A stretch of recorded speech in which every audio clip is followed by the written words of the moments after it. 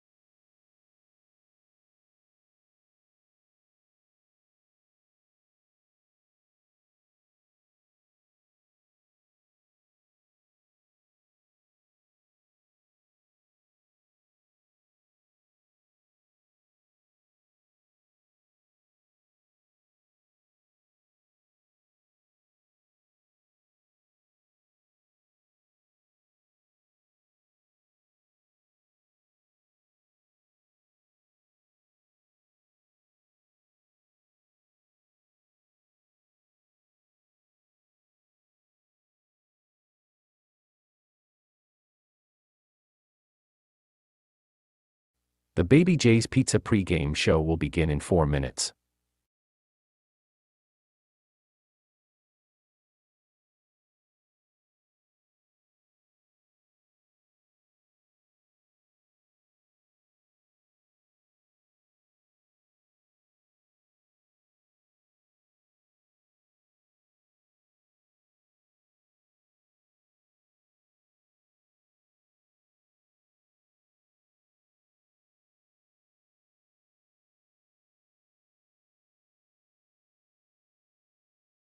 Tonight's broadcast will begin in 3 minutes.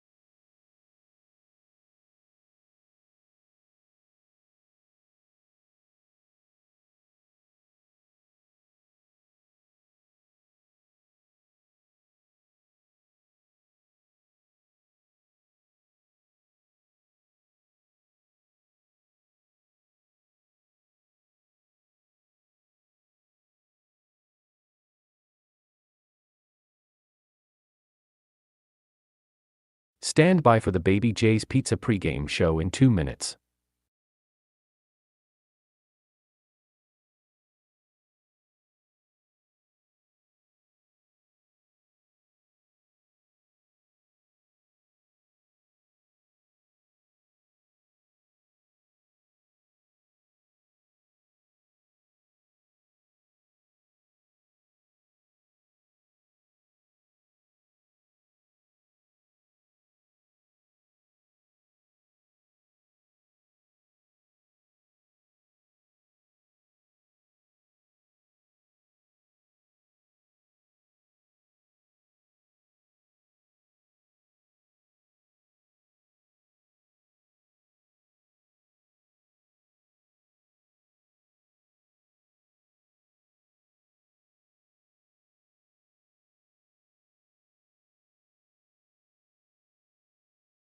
We will begin in 60 seconds.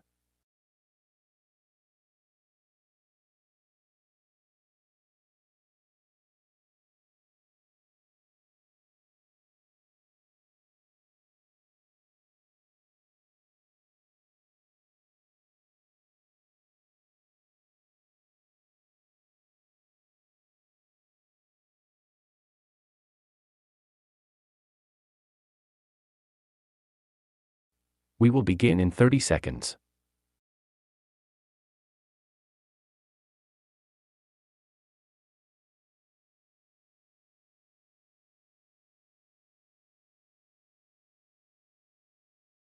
We will begin in 15 seconds.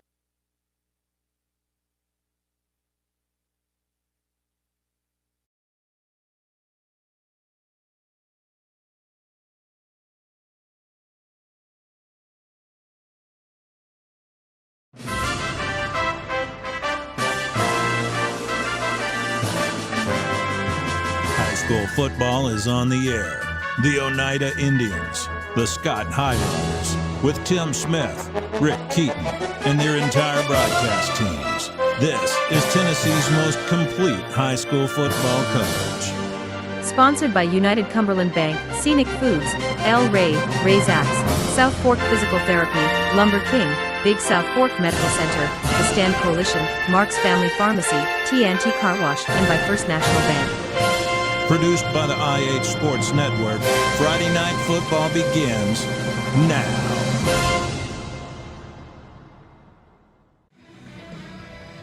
Hello, Scott County. Welcome to Highlander football. Tonight, the Howlers at home for the final game of the 2022 season. They'll take on the Anderson County Mavericks. This is our Baby J's Pizza pregame show. You're following Highlander football tonight on the IH Sports Network, ihsports.net. You can follow us live on Facebook and our YouTube channel. Also, maybe tonight on WBNT FM. And certainly you can follow us on the NFHS network. That is a subscription service. This ends the 52nd year of Highlander football. Highlander started playing football back in 1971. This ends our 52nd season. This is a region game for the Anderson County Mavericks. They are coached by Davey Gillum. He's in his 14th season at Anderson County after serving as the head coach prior to that for the Highlanders for 3 years. The Highlanders last week, we suffered a loss here at Highlander Field, 51-20 to Gatlinburg-Pittman. That left our record at no wins against 9 losses. We are 0-4 in Region 2 4A football. We're in the same region as Anderson County. The Mavericks last week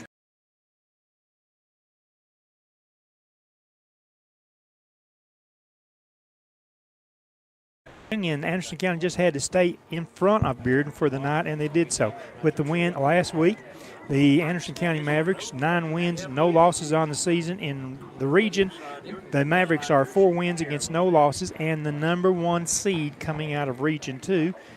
They already know who they play next week, first round in the playoffs.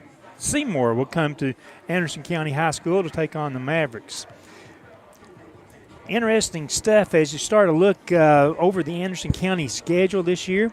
Their potential, and I believe it will be, second-round opponent for Anderson County will be Elizabethton. The Mavericks have a win. That's an overtime win, 35-34 over Elizabethton. That was played at Anderson County High School about midway through the season. So they have played this year. Promises to be an exciting match when you get to that second round. Anderson County, they have a good run-pass balance on offense. They use multiple spread formations. We also heard today that Coach Gillum, now the all-time wins leader for Anderson County in their 50-year history. They're a little young. That's probably 40-something year history. Last week, I mentioned the Gatlinburg-Pittman game. We opened the game with an onside kick recovery, went 47 yards for the touchdown, and led 7-0 to start the game. We tried it again, kicking off to GP. Almost had another onside recovery. Did not get that one. Anyway, Gatlinburg-Pittman, they were able to recover the ball. They took it down the length of the field, and they were scored to make it 7-7. And then after that, Gatlinburg-Pittman had the lead for the rest of the game. Tonight against Anderson County, we've got to be strong. We've got to stop the run game because they'll go to that first, then defend the passes, especially the long passes, as Anderson County has several Division I recruits and several who have already signed, such as Gavin Noe going to Navy. So we've got to have our offense possess the ball, take time off the clock, and score. We said that last week. It is still what the Highlanders need to do tonight. Want to recognize our Highlander crew. Woody Keaton, he's got our stats. We'll hear from him at halftime, end of the game. H.L. Keaton's got our analysis. He'll also at halftime, I believe, go down and interview Coach Harris. We've got Ben Garrett. Ben will look at things at halftime at the end of the game. We'll have comments from Ben throughout the course of the game, and he'll tell you what's coming up on the IH Sports Network. And he's got several things going on over the next 7 days rather. And myself, Rick Keaton, I've got your play-by-play. Greg Bonds, he's our off-site producer-director. Up on our On top of the press box, our camera person tonight is Cameron Parker. That's the Highlander crew. With that, we'll step aside. We'll take this break. When we come back after these messages, we'll hear from HL with our injury report and the scouting report, brought to you by Roark's Pharmacy. If you vape, you could be inhaling toxic metals into your lungs. To show how scary that is, we made metal monsters. With special effects that show metal particles being inhaled. And music that would have made your heart race. But nothing is as scary as the facts. Vaping can deliver toxic metals like nickel and lead into your lungs. That's metal in your lungs. Tail slate. Keith Markham from Markham's Furniture and Appliances. I'd like to invite you to come shop with us at Markham's Furniture and Appliances. Been in business since 1949, locally owned, family owned. We offer the largest selection of furniture and appliances in Scott County. We offer the same-day delivery. Financing is available with a finance company. If you don't see what you like, we're always glad to special order it. Appliances we can normally have within a week. Furniture normally would take about 4 to 5 weeks if we special order it. Thank you. Forget the bucket. Stop buying those expensive car care products. For a supreme clean, visit TNT Car Wash in Oneida. TNT Car Wash features the latest in touch-free car wash technology. TNT's touchless automatic wash bays are tough on road grime, but gentle on your car's finish. These feature-packed automatics give you complete control of the wash, including a wheel brush option. Want to wash it yourself? TNT also has traditional wash bays. And don't forget the interior, both vacuum and shampoo stations available. For a dynamite clean, TNT Car Wash, Oneida. What's the best tool in the toolbox? The one you're going to use the most, the one that you're the most comfortable with, the one that you have the most confidence in. You know, it's the same way with banks. You're going to use the bank that you're most comfortable with, the bank that you have the most confidence in, the bank that you feel very comfortable in going talking to a loan officer and asking about a mortgage, or presenting a business plan and getting a straightforward answer.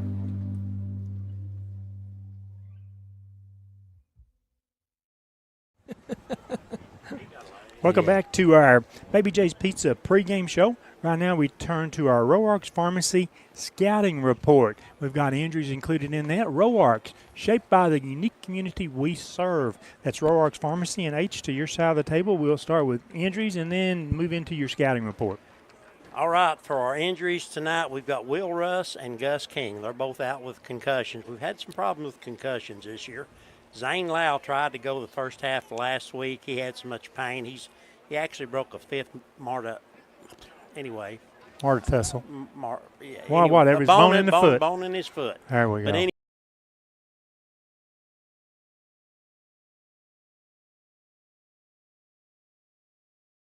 He had surgery this past Wednesday. Yesterday. Yesterday, okay.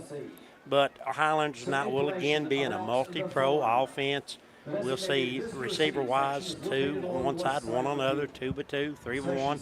We're going to see some single tight ends and double tight ends. And we're going to see a few new plays tonight, and you might classify them as trick plays. And I'm not going to say it real loud, but I heard the rumor that maybe the second play of the game we might see one of those. We're going to see our normal powers as far as our running game goes. We'll see some traps, and we'll see the inside-outside read option game. We're going to see a lot of motions, coming and going, and we're going to see a speed option off of that also. And we're going to see passing. We'll have ends, some outs, some hooks, some swings. Tonight we'll probably be in a 40 look, may jump into a 30. Some linebackers are going to have a little bit of extra pass coverage responsibility, have some blitz packages mixed in. Mostly we're going to see zone tonight with some man coverage mixed in. AC is going to, defensively, they're either going to be in a 3-4 or 4-3, or they could even jump into a 5. Cover 2, quarters. We may see a little bit of man, some man under. They've got a lot of blitzes they'll do. They'll run the powers, the inside-outside reads. They'll run off tackle, and may see a power sweep from them. And the passing game, if you can think of the route, they might possibly throw it here tonight. They've got really good special teams, good kicker, good punter, and I hope Ella's here tonight. She is the T retriever. Retriever. Retriever. She is a retriever that retrieves the T. Have to check and see if she's here tonight. But that'll wind up the little bit of the report we have going in.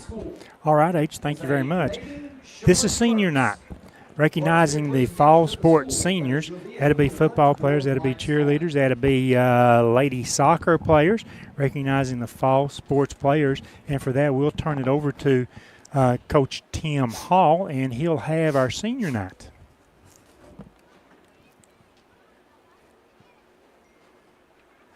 This is our last home game of the season. It has been designated senior night. Tonight, we are proud to recognize seniors who have represented Scott High School in fall competition during their high school years. Each student will be awarded a Scott High t-shirt by their respective coach and will present long stem rose to their parents in recognition of their support.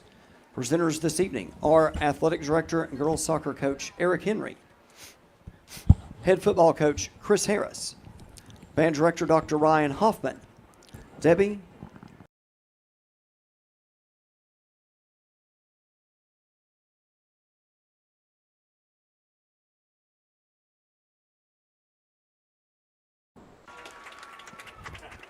Clayton has been a member of the Scott High football team for 4 years. He was named All-Region in 2021.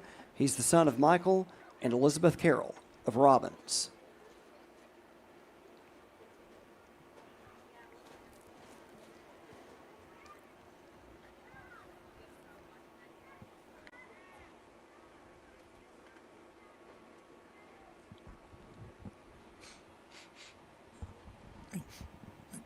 Nolan Cotton.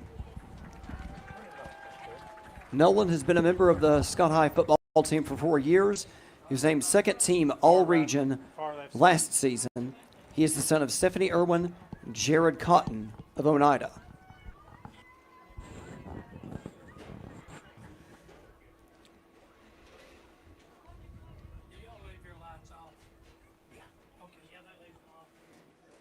Landon Crabtree.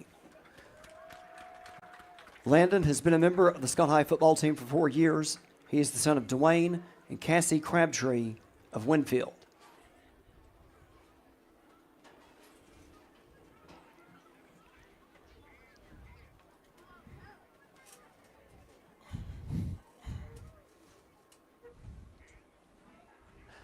Elijah Fletcher. Elijah has been a member of the Scott High football team for 4 years. He is the son of Joe and Jarita Fletcher of Winfield.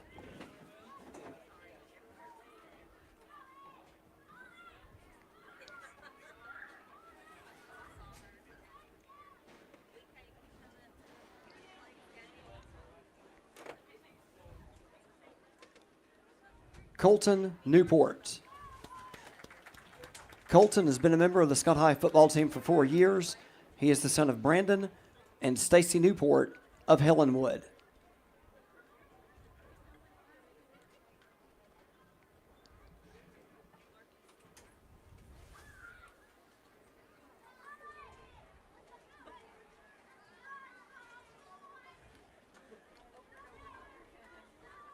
William Russ. Will has been a member of the Scott High football team for 4 years. He is the son of Travis and Tammy Russ of Helenwood.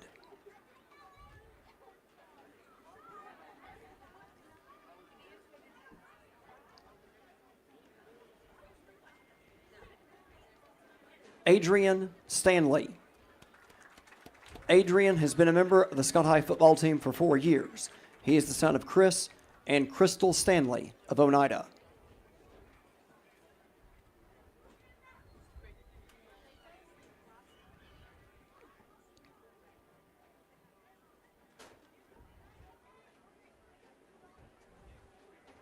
Brady Strunk. Brady has been a member of the Scott High football team for 4 years. He was second team All-Region in 2019, first team All-Region last season. He is the son of Brian and Penny Strunk of Pioneer.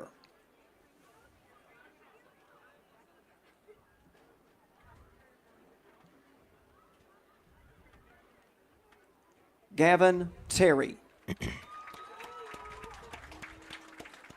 Gavin has been a member of the Scott High football team for 4 years. He was second team All-Region last season. He is the son of Daniel and Susan Terry of Oneida and Angela Cloyd of Robbins.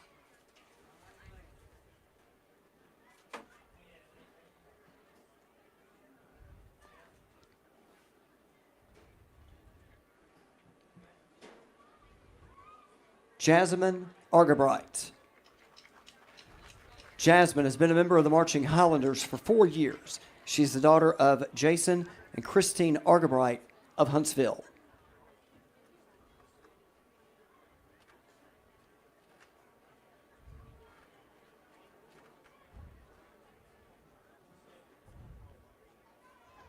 Jordan Day.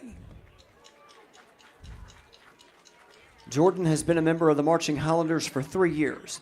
He is the son of Terry and Sean Day of Huntsville.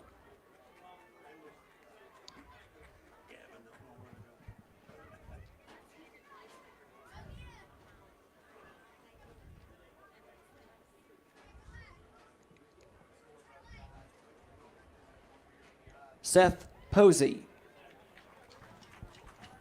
Seth has been a member of the Marching Highlanders for 4 years. He is the son of Stacy Posey of Oneida.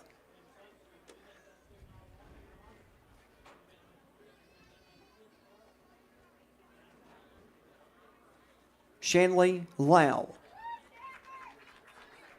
Shanley has been a member of the Scott High cheerleading squad for 4 years, and she was awarded Best All-Around by Premier Cheer. She is the daughter of Lucas and Becky Lau of Huntsville.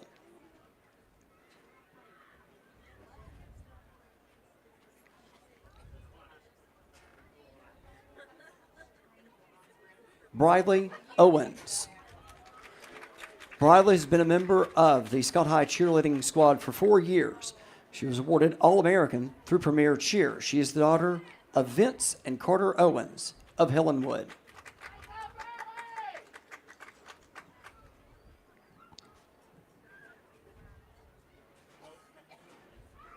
Abby Reynolds. Abby has been a member of the Scott High cheerleading squad for 4 years. She was awarded Most Spirited from Premier Cheer. She's also been a member of the Lady Highlander soccer team for 4 years. She was first team All-District this season. She's the daughter of Brandon and Jennifer Reynolds of Oneida.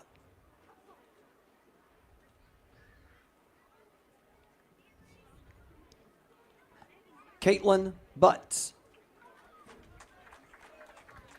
Caitlin has been a member of the Lady Highlander soccer team for 4 years. She was captain this season, second team All-District last season, first team All-District this season, and the 2022 District Defensive Player of the Year. She is the daughter of Jack and Beth Butts of Hillenwood.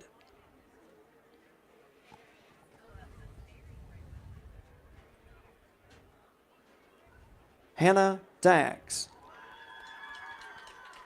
Hannah has been a member of the Lady Highlander soccer team for 4 years. She's been a member of the Marching Highlanders for 4 years and is the current drum major. She is the daughter of Nathan and Megan Daggs of Hillenwood.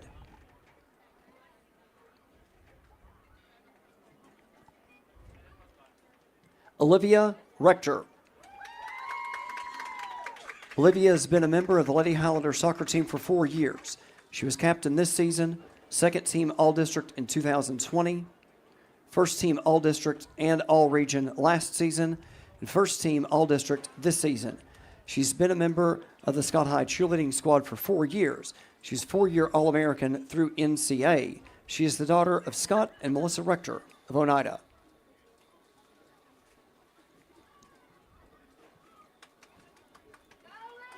Zoe Terry. Zoe has been a member of the Lady Highlander soccer team for 4 years. She was first team All-District this season. She is the daughter of Wade Terry of Hillenwood and Debbie Terry of Oneida.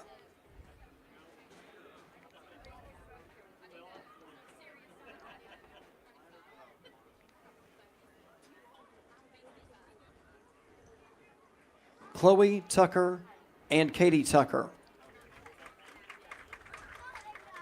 Chloe has been a member of the Lady Highlander soccer team for 4 years. She was captain this season, second team All-District in 2020, first team All-District in 2022, and co-district MVP this season as well.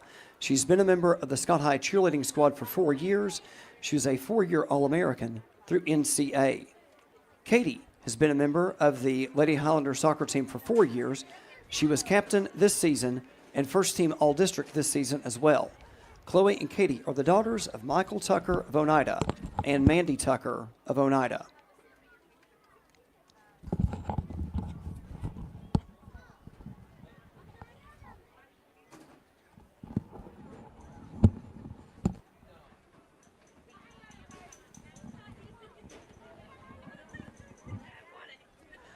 On behalf of the Scott High School administration, faculty, support staff, and student body, we congratulate each of these fine senior athletes and their parents.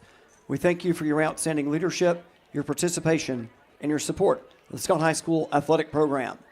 We are privileged to have had you as part of the Highlander program. As we end the Fall 22 season, we proudly include you among the hundreds of former Scott High athletes who've helped build a rich tradition of sportsmanship, character, and ability in Scott High School's athletic history. Thank you, congratulations, and best of luck in the future to each of you. And our thanks to Highlander PA announcer, Coach Tim Hall, for taking us through senior night ceremonies. H, you had one other point you wanted to get to? Yeah, if you happen to notice that the football players left after they were announced, they were going into the dressing room where they each found in their lockers a freshly laundered white jersey for them to take home with them forever and ever. And also you notice that only 9 of the football players were recognized as seniors. Will Young is a senior, had knee surgery yesterday, unable to be here tonight, so we wish him good luck in his recovery. With that, we're going to step aside. We'll take this break. When we come back, I go on the field to talk with Highlander head coach Chris Harris. We'll get to that next as our Baby J's Pizza pregame continues. What's the best tool in the toolbox? The one you're going to use the most, the one that you're the most comfortable with, the one that you have the most confidence in. You know, it's the same way with banks. You're going to use the bank that you're most comfortable with, the bank that you have the most confidence in, the bank that you feel very comfortable in going talking to a loan officer and asking about a mortgage or presenting a business plan and getting a straightforward answer.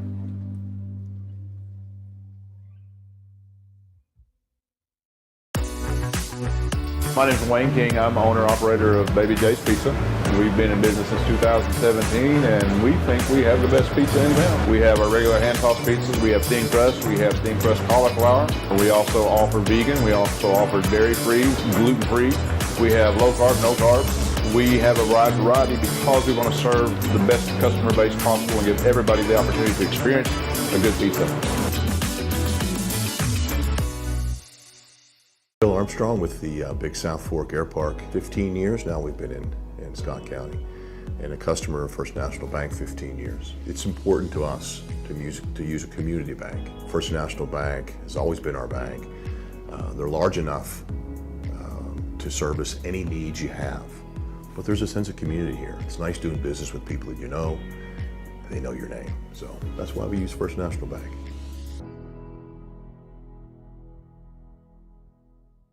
Forget the bucket. Stop buying those expensive car care products. For a supreme clean, visit TNT Car Wash in Oneida. TNT Car Wash features the latest in touch-free car wash technology. TNT's touchless automatic wash bays are tough on road grind, but gentle on your car's finish. These feature-packed automatics give you complete control of the wash, including a wheel brush option. Want to wash it yourself? TNT also has traditional wash bays. And don't forget the interior, both vacuum and shampoo stations available. For a dynamite clean, TNT Car Wash, Oneida. Welcome to our Coach's Sideline Preview. On the field at Highlander Field, I'm with Highlander head coach Chris Harris.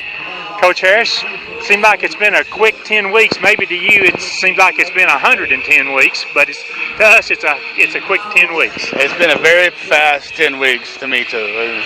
The season's flown by, and I can't believe it. Tonight's the last night. I know you've talked with your players throughout the course of the week. 2 or 3 things that you've said to them about, your respect for them and how well they performed this year? Well, I tell them I love them every day. I tell them I'm proud of them because they've persevered through a lot that a lot of teams don't have to. 9 of our 10 opponents have qualified for the playoffs. 3 potential number 1 seeds. Not everybody has that schedule. So kudos to these guys to sticking it out and seeing it through to the end. Senior night. I know that you've only had a year, but I think you've gotten very close to your seniors. 100%. I mean, these kids have set the foundation for the future just by sticking around. I think a lot of them have played 4 years. If they haven't played 4, they played 3. So a lot of respect for these guys to just stick it out because it's not been easy for them by any means. It hasn't been, but I have been around a long time, over 30 years, watching football teams here.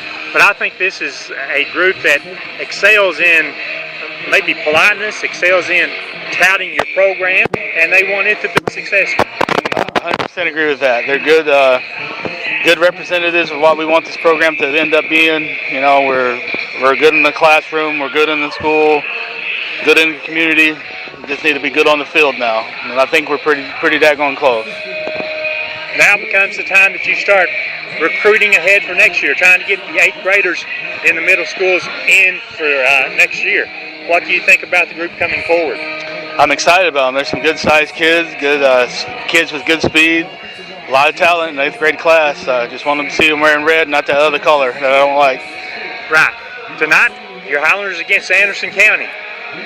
We know it's a tough matchup, but you think the kids are prepared tonight? Absolutely. I mean, every week's been a big opponent for us. Anderson County's well coached. They got a lot of kids with Division I interest. So, why not? Why not, exactly. Coach, thank you for the time that you've given us through the course of the season, practice, after practice, during games. We really appreciate that, and good luck to your coaching staff and the Highlanders tonight in this matchup. Thank you very much. Go Scott. Go Scott. That's Highlander head coach Chris Harris. We'll be back with more of our Highlander pregame right after this break. Home-style cooking with friendly service and a relaxed atmosphere. That's Razak's. Razak's offers breakfast served daily, just like Grandma fixed it. And daily specials like country fried steak, turkey and dressing, and of course, a fish fry every Friday. Razak's has a full menu, ranging from quick and easy favorites like hamburgers and club sandwiches to comfort foods like pinto beans. And you'll love something off the grill, like grade A cut sirloin, ribeye, or shrimp kebabs. That's Razak's on US Highway 27 in Helenwood. Razak's. Country cooking and great steaks. Keith Markham from Markham's Furniture and Appliances. I'd like to invite you to come shop with us at Markham's Furniture and Appliances. Been in business since 1949, locally owned, family owned. We offer the largest selection of furniture and appliances in Scott County. We offer the same-day delivery. Financing is available with a finance company. If you don't see what you like, we're always glad to special order it. Appliances we can normally have within a week. Furniture normally would take about 4 to 5 weeks if we special order it. Thank you. Scenic Foods is about freshness, with meat cut in-store daily and special cut upon request. A deli that offers fresh meats and cheeses sliced to your choosing. A produce department offering fresh fruits and vegetables, and of course a full line of competitively priced groceries to meet your weekly shopping needs. Scenic Foods is about value and convenience. Don't have time to cook supper? Try our cheese sticks, pizza, and wings, as well as our fresh-made desserts and side dishes. Need to fill an empty pantry? We have all you need at Scenic Foods, located at 7352 Baker Highway in Huntsville. If you vape, you could be inhaling toxic metals into your lungs. To show how scary that is, we made Metal Monster. With special effects that show metal particles being inhaled. And music that would have made your heart race. But nothing is as scary as the facts. Vaping can deliver toxic metals like nickel and lead into your lungs. That's metal in your lungs. Tail sleep. Welcome back to our Baby J's Pizza pregame. Right now I want to take a look at tonight's starting lineups. We start with the visitors, the Anderson County Mavericks. Up front along the offensive line, number 53 is Matthew Clayton. Number 52 is Eli Nelson. As center, number 77, Jonah Arender. Number 54 is Lucas May. Number 75 is Grayson Bradshaw.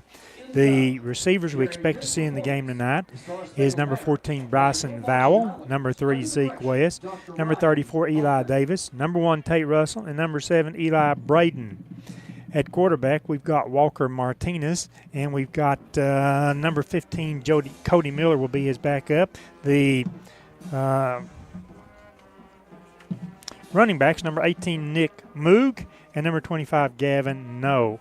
The Anderson County Mavericks, coached by David Gillum in his 14th season. His assistant coaches are Gary Terry, John Chadwell, Tony Lambert, Dwayne Terry, Matt Sloan, Russ Gillum, Craig Owens, John Cotton, Brandon Ford, Anthony Griffin, and Aaron St. Clair. Now for the Highlanders, this is the expected starting offensive lineup for them. Along the front, you've got number 71, Clayton Carroll, number 75, Jace Cloyd, number 53, Gavin Terry. Either number 55, Landon Crabtree, or 64, Hayden Mason, and number 77, Adrian Stanley. The tight end, when we have one, will be number 20, Colton Newport, or number 11, Elijah Fletcher. At the wideout positions, number 3, Jaden Mays, number 9 is Rylan Griffin, number 4 is Hugo Henry, number 21 is Dawson Spradlin, and we may see others mixed in there. The quarterback, number 6, a senior, Brady Strunk. The running back will be number 10, Alton Whaley. His backup will be 23, Tommy Fitzgerald. To punt the ball tonight will be 35, Ethan Anderson. Our kicker is number 4, Hugo Henry. The Highlander coaching staff is head coach Chris Harris. He's his own offensive coordinator and play caller. The defensive coordinator is Charles Golden Jr. Other coaches include Billy Hall II, John Fletcher, Jake Wright, Jeff Buttram, and Bill Hall. Our hydration specialists are Taylor Mason and Caitlin Norris. Special assistant to Coach Harris is John Hayden Strunk, and on top of the press box tonight we'll have coaches John Fletcher and Bill Hall. That's a look at the starting lineups for both teams. Let's go ahead and take this break. When we come back, we've got Woody's Trivia and Facts coming your way during our Baby J's Pizza pregame. The superior technology of fiber optics carries a communication signal that is more robust and reliable than older technologies. Connecting homes and businesses directly to fiber optic networks enables enormous improvements in what bandwidth devices are capable of delivering. Experience Highland Communications' world-class broadband, delivered over Highland Telephone Cooperative's fiber optic network to make your online experience extraordinary. Highland Telephone and Highland Communications. World-class connections with a local, hometown touch. Scenic Foods is about freshness, with meat cut in-store daily and special cut upon request. A deli that offers fresh meats and cheeses sliced to your choosing. A produce department offering fresh fruits and vegetables, and of course a full line of competitively priced groceries to meet your weekly shopping needs. Scenic Foods is about value and convenience. Don't have time to cook supper? Try our cheese sticks, pizza, and wings, as well as our fresh-made desserts and side dishes. Need to fill an empty pantry? We have all you need at Scenic Foods, located at 7352 Baker Highway in Huntsville. Big South Fork Medical Center. Our dedicated team of medical professionals are available 24/7 should you or your family need high-quality care. We have an emergency room, inpatient unit, and a range of outpatient services. Big South Fork Medical Center, your local hospital where we're small enough to care, but large enough to heal. For more information on what we have to offer, you can visit our website, www.bsfmedical.com. Forget the bucket. Stop buying those expensive car care products. For a supreme clean, visit T&T Car Wash in Oneida. T&T Car Wash features the latest in touch-free car wash technology. T&T's touchless automatic wash bays are tough on road grime, but gentle on your car's finish. These feature-packed automatics give you complete control of the wash, including a wheel brush option. Want to wash it yourself? T&T also has traditional wash bays. And don't forget the interior, both vacuum and shampoo stations available. For a dynamite clean, T&T Car Wash, Oneida. Welcome back to our Baby J's Pizza pregame show. Once again, I want to thank all the guys that's been part of our Highlander crew throughout the course of the season. Woody Keaton, H.L. Keaton, Ben Garrett. Cameron Parker's been our camera person the last 2 weeks. Cannot forget Greg Bond, who puts it all together from the luxury of his own living room some nights, and myself, Rick Keaton. Right now, we want to look at Woody's Trivia and Facts, and Woody's got a trivia question for us, And Woody, swinging it right over to you. Okay, this week is kind of an easy one.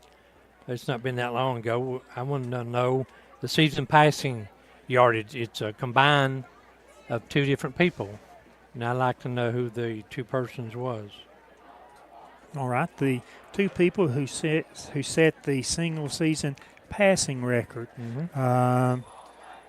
We can tell you that by doing that, they leapfrogged over Jake Sexton. So, well, I guess that's a little bit of a hint, but we'll tell you that, and we'll have that answer coming up. And the band you hear is the Anderson County Band way across the field. They must have 70 or 80 in their band. Anderson County being white, the Highlanders tonight will be in our red jerseys. Guys, right now we've got a little bit of a chance, and I'll let you chip in right here. I want to tell you some stuff here. This is basically the playoff scenario. Of course, the Highlanders out of the playoffs. Anderson County already secured a number 1 seed. Who's going to be the number 2, 3, and 4? Well, Fulton is playing at Carter tonight. And if the Hornets get the win and South Doyle should beat Gibbs, then Carter can finish in the second position. Carter wins and Gibbs beats South Doyle, then Carter will be the 3rd seed. Fulton can finish as high as a 2 seed if Fulton beats Carter. And the other game, Gibbs and South Doyle, as I said, Gibbs can finish as high as 2nd. And if they finish 2nd, where are they going to play the playoff game at? They have no home stadium that they can play the game at. Tonight, they're actually playing at Carson Newman. I thought they were back at Central tonight, but they're actually playing at Carson Newman, taking on South Doyle. And if Gibbs, they could even miss the playoffs if a few things happen. I mean, so we'll tell you more about that as the game goes on. And when we find at the end of the game we get to there, it's we'll tell you who's going to play whom and where. We know that right now that next week Anderson County will host Seymour. So we've got that to look forward to. So we'll talk more about that later. Any of you guys want to chip anything in as far as what you think team-wise, playoff-wise? Well, I'll tell you about as you get in the playoff, you've got those scenarios. If this team wins and the other team wins, loses, it changes things around. There could be like what do you think? 4 different possibilities? There are 3 possibilities. So, I mean, you won't know until around 11 o'clock tonight when they're saying on the TV, you know. That's exactly right. I'm going to get on Maryville again. They're getting beat again, so it could be loss number 4 this year. They just don't love you no more. And they will, in 6A, in their region, they will not be a 1 seed or a 2 seed. They may not even be a 3 seed. You know, we always had that saying, you know, when we'd pick games, we'd say, well, we don't pick against Maryville and somebody beats Maryville. Well, Maryville's been beat, and you can pick on the other team now. I have been told that in Sunday's Maryville Daily Times that there's going to be an op-ed from Woody Keaton calling for change. Yeah, I've been hearing rumors about that. But I mean, you know, Bradley Central is a pretty good team. You know, they're 7-2, and right now, I mean, it's still early. I mean, it's 3-0 Bradley Central. I just wanted to throw that out there and pick on Maryville, I guess. That's the game you're going to watch tonight. Is that it? Well, I'm interested in a couple of them here. It's already started. Kind of interested, but you got to know though, Woody, that nobody's got their contract signed for next season. Yeah, you see. That's true. Here's my shorter scenario and synopsis right here about our district tonight. If Gibbs wins and Carter wins, it's AC, Gibbs, Carter, and Fulton, 1 through 4. If Carter wins and South Doyle wins, it's AC, Carter, Fulton, and South Doyle. No Gibbs in that scenario. And any other scenarios other than those 2, it'll be AC, Fulton, Gibbs, and Knox Carter. Yeah. Wow. It's interesting. There's a lot can happen tonight, except we know this. I fully expect Anderson County. I don't know that they're the absolute best football team that's played in Scott County. I said that a few years ago. Remember about Alcoa? Yeah, I heard that. This might be as complete a team as you've seen. Let's say a long, long time. Well, that's exactly right. We do know a couple of things about the region. We do know that if you finish 3 and 4, if you finish number 4, you're going to travel to Greenville. That's right. Next Friday night. That's if you finish 3, you're going to travel to Elizabethton. That ain't good either way. Good teams.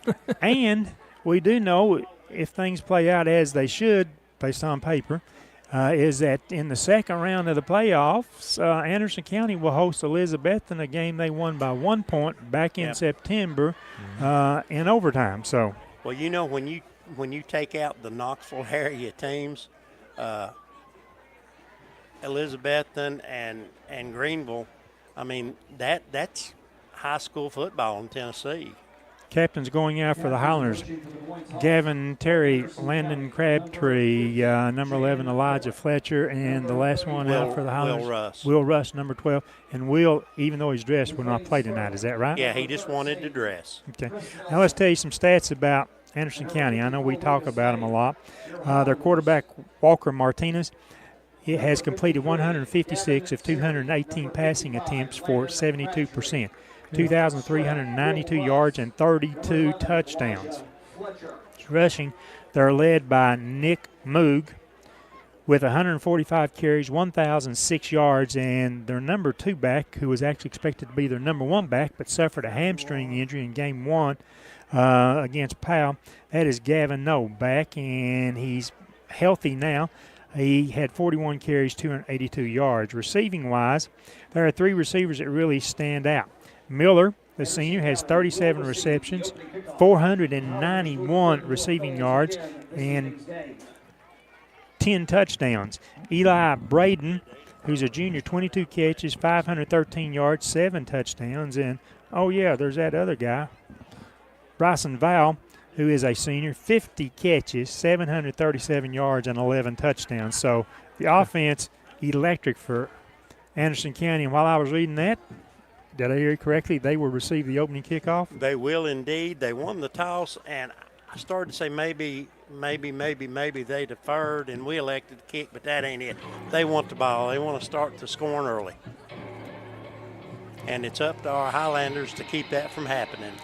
Well, Anderson County last year, they thought they had a team that maybe could make a nice run into the playoffs. Then Martinez got hurt. Yeah. And they never did recover from that, even though I think Martinez got back by the end of the year. They just never did recover from that. But this year they've had all the cogs working except for No. And No had battled a hamstring all summer long, hurt it in the Powell game, the very first game of the season. And they've gingerly brought him back. He has only played in 5 games, so tonight will just be his 6th game of the season, and that includes the first game where he stretched that hamstring again. Highlanders in the red jerseys with the white helmets. Anderson County with those silver chrome helmets and the white jerseys. And those chrome tops, depending on the color jersey they're wearing, affects the color of that headgear totally. Those are actually just shells that fit over the regular helmet. Okay. Yeah. The Highlanders will be kicking off. They will be moving from right to left. That is north to south at Highlander Field. Anderson County would put 2 returners deep. Their hands. They've been seeing the film. Waylon LaRue and Eli Braden. And it is their hands team. They've got 9 players standing within 10 yards of the legal return zone, the 40 to the 50. And trotting out to tee it up for the Highlanders will be Hugo Henry, wears number 4. Now that does leave some soft spots beyond them. It's just a foot race if we try to pooch it into those areas. The Highlanders will have that bunch kickoff formation at midfield. And this could be a fake to the line and then back and normal spread. Here we go. If you do it, don't go past the Waiting team. on the referee to blow the whistle. There we go.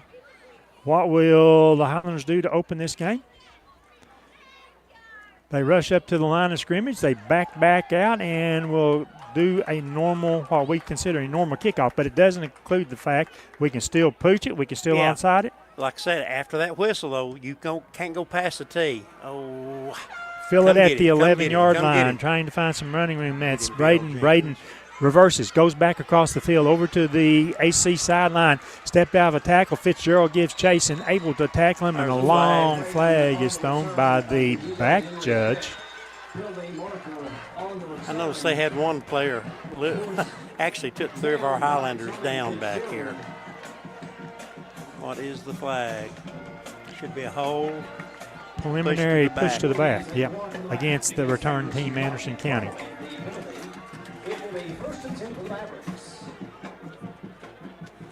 Spotted the foul near midfield. So they'll actually say it started at the 45-yard line and the 15-yard mark off from that. It's just a 10-yard mark off. Takes the ball back to the 35-yard line where it is 1st and 10, Anderson County. Quarterback, Walker Martinez.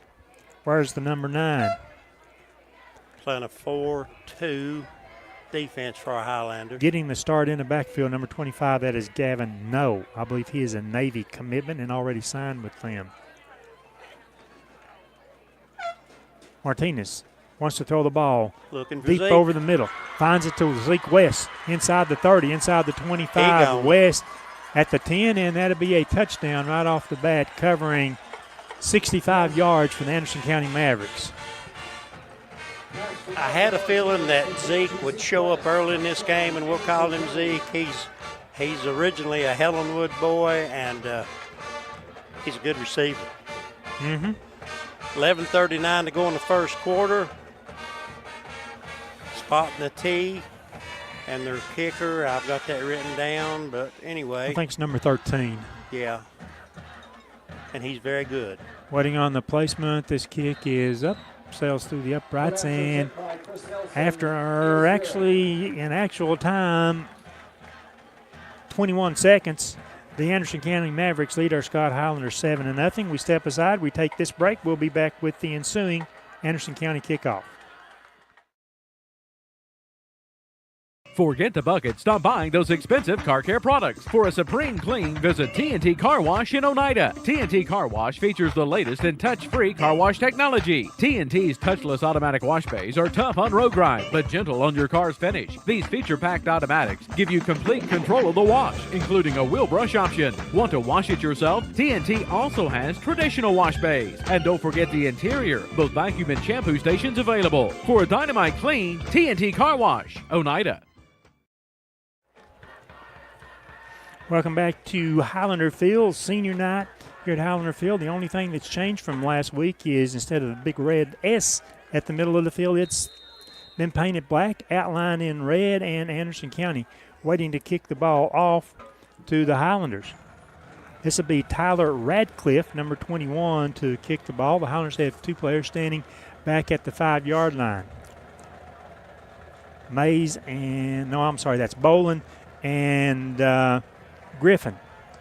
The kick will sail up this side. It's going to be fielded at the 2-yard line. That is Luke Bolin. Bolin with it, tries to cut across the field. Found a hole and manages to get back across the 15. Looks like he's going to be short of the 20-yard line. About the 17, I think.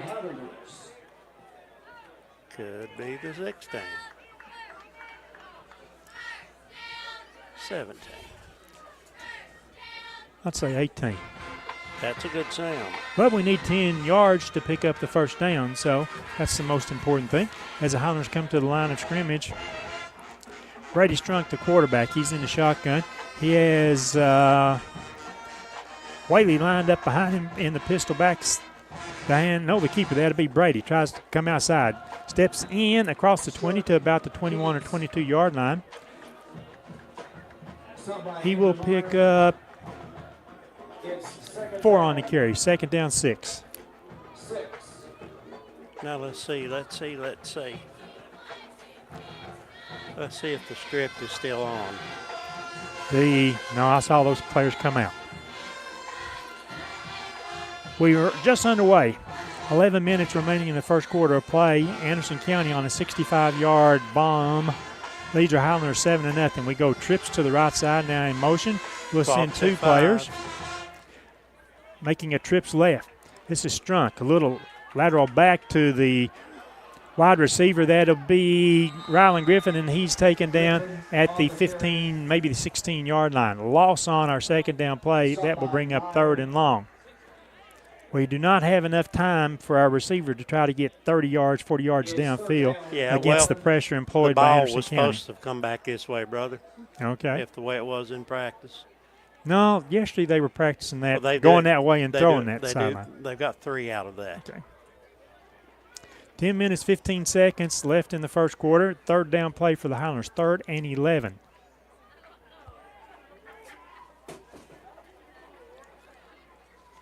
We've got 2 receivers to the right, and that is Whaley. He's going to be hit and behind the line of scrimmage. So Alton on a loss that time. It will bring up 4th down, and punting will be, I think, Ethan Anderson, even though he had a little, Anderson trots out. He had a little, I guess, tight muscle in his lower leg.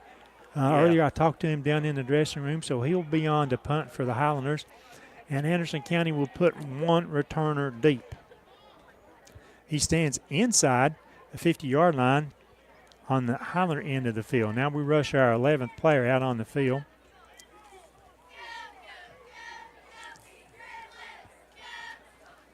High snap. Anderson pulls it down, has to run with it. There was tremendous pressure. He pulls it down and is tackled back at the 5-yard line. So on 4th down, the Highlanders will give up possession of the ball to Anderson County at our own 5-yard line. Stop by Landon Eagle. Turnover on downs. It's 1st down. Goal to go. Anderson County at the 5. 5-yard line.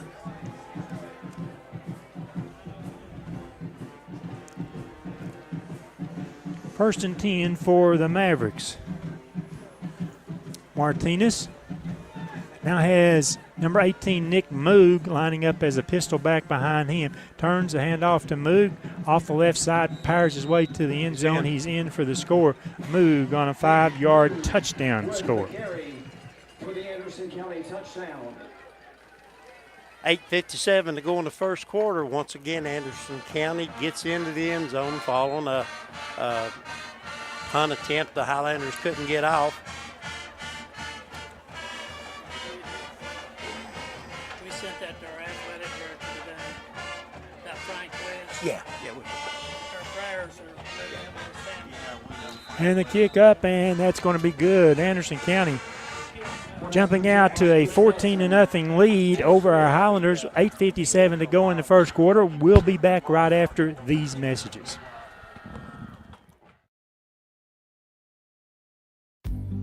What's the best tool in the toolbox? The one you're going to use the most, the one that you're the most comfortable with, the one that you have the most confidence in. You know, it's the same way with banks. You're going to use the bank that you're most comfortable with, the bank that you have the most confidence in, the bank that you feel very comfortable in going talking to a loan officer and asking about a mortgage, or presenting a business plan and getting a straightforward answer.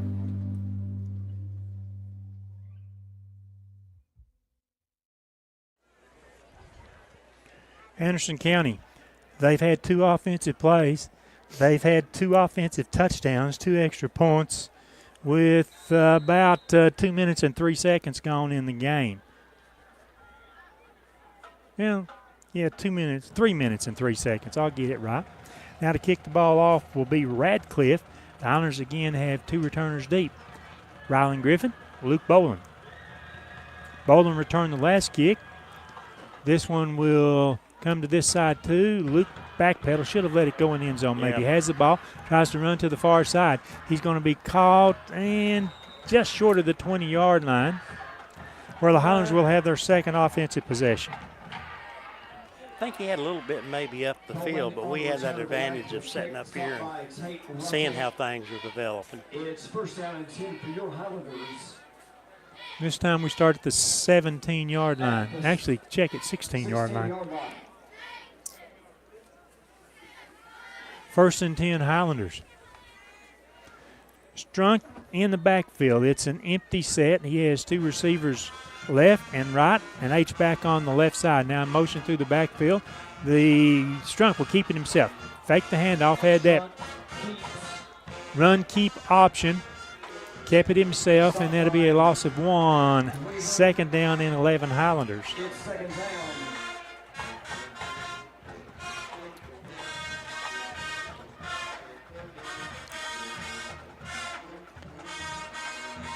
One of the linemen coming out, that is Mason, isn't it? Yeah, it could very well be. 64 wasn't it? Yeah, Hayden Mason. Hayden Mason, that's right. And Caden snap, and a couple of players for Anderson County, they jump off sides. That will cost them 5 yards. It will still be second down, but now 2nd and 6, even though I don't like how long it's taking the officials to discuss what was the obvious. Probably against us. Probably moving to football. It should never take that long. I agree with that, Woody. Which way is the umpire headed? Okay. Against Anderson County. The ball out to the 21-yard line. Actually, the 20-yard line. It's 2nd down and 6 for the Highlanders. We've got 2 wide outs splitting to each side. To the near side will be Griffin and Mays, Jaden Mays. Brady will keep it himself. Follows Whaley off the right side, bouncing through tackles and clears it across the 25, maybe to the 26, 27-yard line. You got about 5 of that. 3rd down and 1, Highlanders. This has been a week. Brady was sick a little bit on Monday, missed practice, went to the doctor. I think all the seniors. That was a little bit of a concussion type issue. Well, I wasn't going to say that. Yeah, well, but I mean, he was cleared. okay. Whaley will be the pistol back, lining up behind Brady. The snap, Brady keeps it again. Follows Whaley, and I don't know, a great big push. The ball comes out. The Highlanders recover the ball. And the thing about it is the whistle did not blow until the ball came out. So it's going to be 4th down and 5 to go now for the Highlanders on a 4-yard loss. And it looks like Alton Whaley is limping off the field. Highlanders will send Ethan Anderson in to punt the ball away.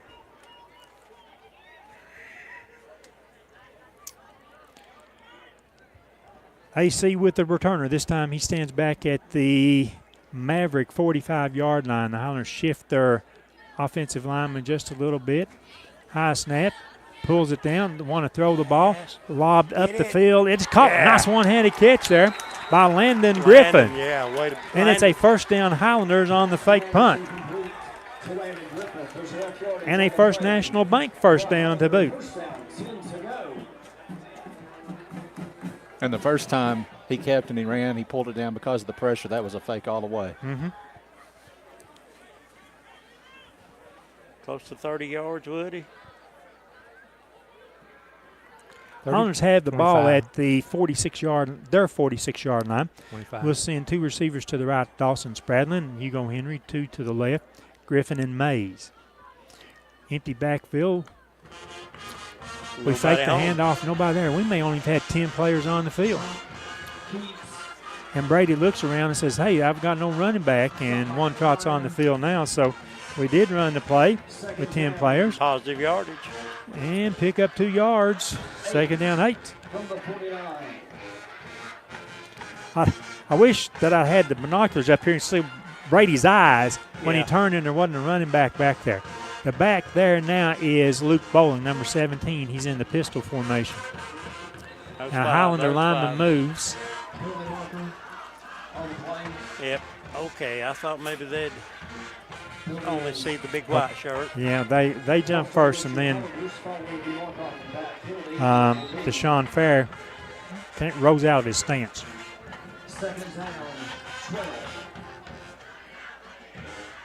2nd down, 12. The ball at the Highlander 44-yard line. Trips to the right side, wide side of the field, 1 receiver to the left. Brady rolls to the right side, wants to throw the ball. It's Good complete. Catch. Taking a knee there is Hugo Henry. Got to bring up a very short, manageable situation for the Highlanders. It'll be 3rd down and 2, a long 2. Nope, they move it a little bit more over there on the sideline, so it's 3rd and 2 Highlanders. From the 46. We see a bunch of the wide receivers come off the field. And did the Highlanders? Yes, the Highlanders take the timeout. 4 minutes, 46 seconds remaining in the first quarter. It's Anderson County 14, Highlander 0. We'll step aside. We'll have the break. We'll be back for the Highlander third down play after this message. Keith Markham from Markham's Furniture and Appliances. I'd like to invite you to come shop with us at Markham's Furniture and Appliance. Been in business since 1949, locally owned, family owned. We offer the largest selection of furniture and appliances in Scott County. We offer the same-day delivery. Financing is available with a finance company. If you don't see what you like, we're always glad to special order it. Appliances we can normally have within a week. Furniture normally would take about 4 to 5 weeks if we special order it. Thank you. Welcome back to Highlander football. You're following Highlander football tonight on the IH Sports Network, on YouTube, on Facebook. This may be our broadcast night at the WBNT on radio, but we certainly are having a good time here so far, and even though we're trailing 14-0, but the Highlanders do have the ball in Anderson County territory, 3rd down and 2. And Coach Harris did take the timeout, so the Highlanders will have 2 timeouts remaining. We go to that bigger package now, what is referenced as the Ogre package, because Brady goes under center. You've got 2 big backs and a deep tailback. The back shift to the left, the handoff, trying to find running room. And a great push by the offensive line. Where's the ball in there? The official this side, I'd say, is giving him a first down. Maybe the guy on the other side is too. Both are. And there is a First National Bank first down by the Highlanders, 2 on this possession. The ball at the 39, actually inside the 39-yard line of Anderson County. At the 44. Sometimes those jersey colors are misleading. Those boys, Anderson County, are big up front. Twins each side. Handoff, that'll be Tommy Fitzgerald. He's caught behind the line of scrimmage. The AC 45-yard line, that'll be a loss of 1, 2nd down 11 for the Highlanders. Final regular season game. I did have a chance to go down and talk with Anderson County coach David Gillum and ask for passes next week to the ball game. What did he say? He said, sure. I don't know that he can do that, but he said, sure. Trips to the left, one receiver, that's Henry, wide right. Brady wants to pass the ball. Here comes some pressure. Steps back up into the pocket. Over the top, intending it for Dawson. It's overthrown, incomplete, bringing up 3rd down. It's 3rd down. And our line really did a good job that time on the Anderson County rush. They gave Brady time and then some extra time to throw the ball.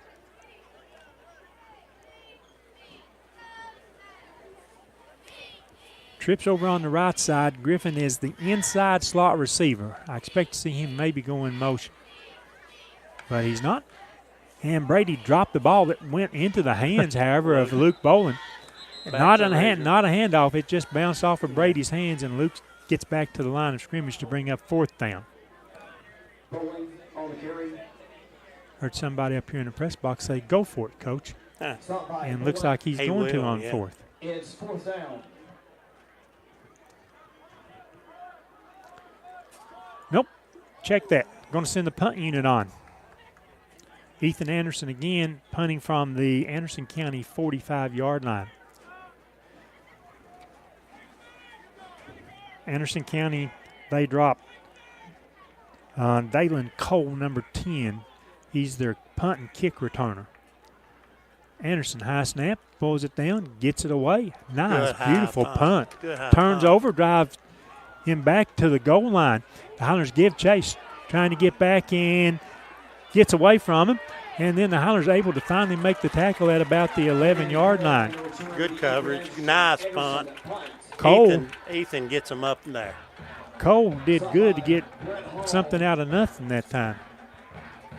And Landon Crabtree. Anderson County starting from their own 11-yard line. It's 1st and 10. Anderson County from the 11. Martinez, the quarterback, a senior, leader on the Anderson County team. They'll go trips left. That's the far wide side of the field. And I'm not sure that we've got over the top 3 coverage there. One receiver back to the right Going side. to show a little man this time, brother. Martinez pump fake. Looks long up Get the over left there, side. get over there. The reception is made and then taken down. One of the Highlander safeties gets over there. Maybe That would have been Crabtree. Landon Griffith. Griffith, I'm sorry. A first down, Anderson County. They get out from the shadow of their own goal line anyway. Possession at their own 41-yard line, second down.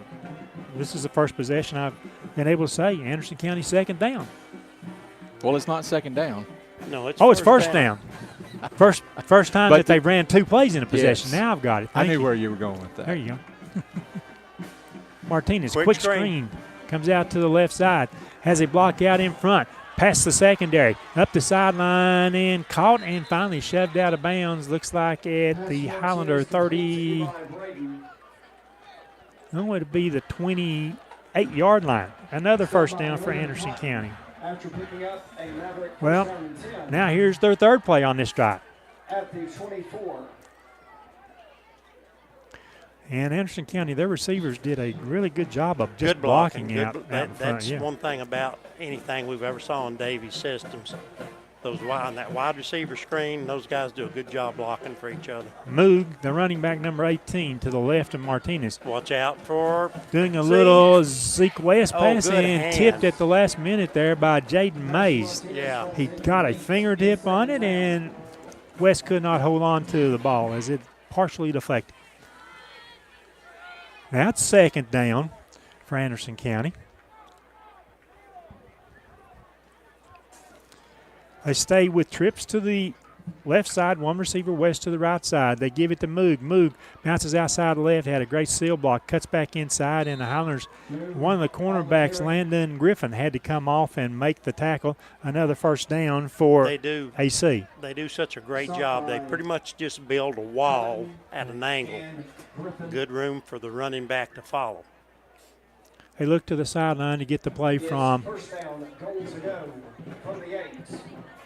the AC coaching staff. Martinez, the snap, fakes it to Moog, rolls right, throws the ball into the end zone, and the completion there. West again had the one-on-one matchup that he wanted, was able to make it an 8-yard touchdown pass. 1:16 to go in the first quarter. Highlanders are trailing 20-0 right now. Anderson County's on the field. Kicker's out there to spot the tee, and I'm a little disappointed. Apparently they did not bring Ella with them. I believe this is Nelson to attempt the point after It is kick. Nelson. There's the snap. The kick up, and that one on the roof of the locker room for the Highlanders. It's 21-0.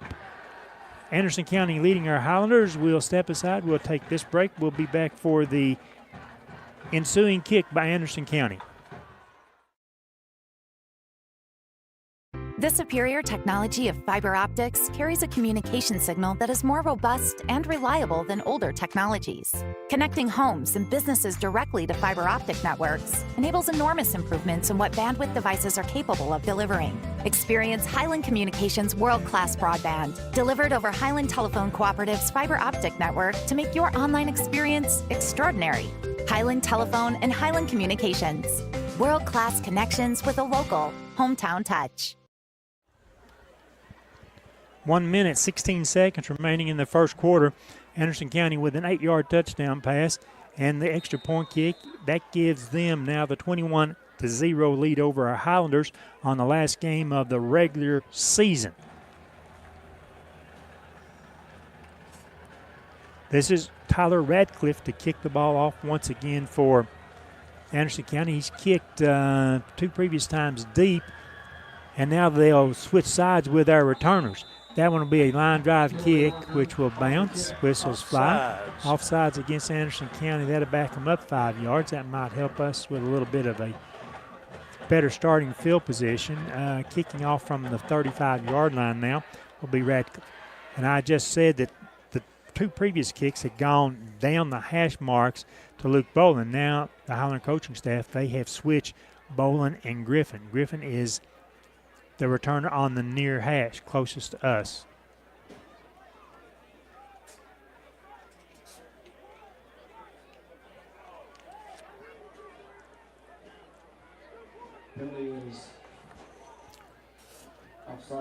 Even though there was an actual whistle, they did take 1 second off the clock, 1 minute 15 seconds remaining. 10 yards back and 5 yards over.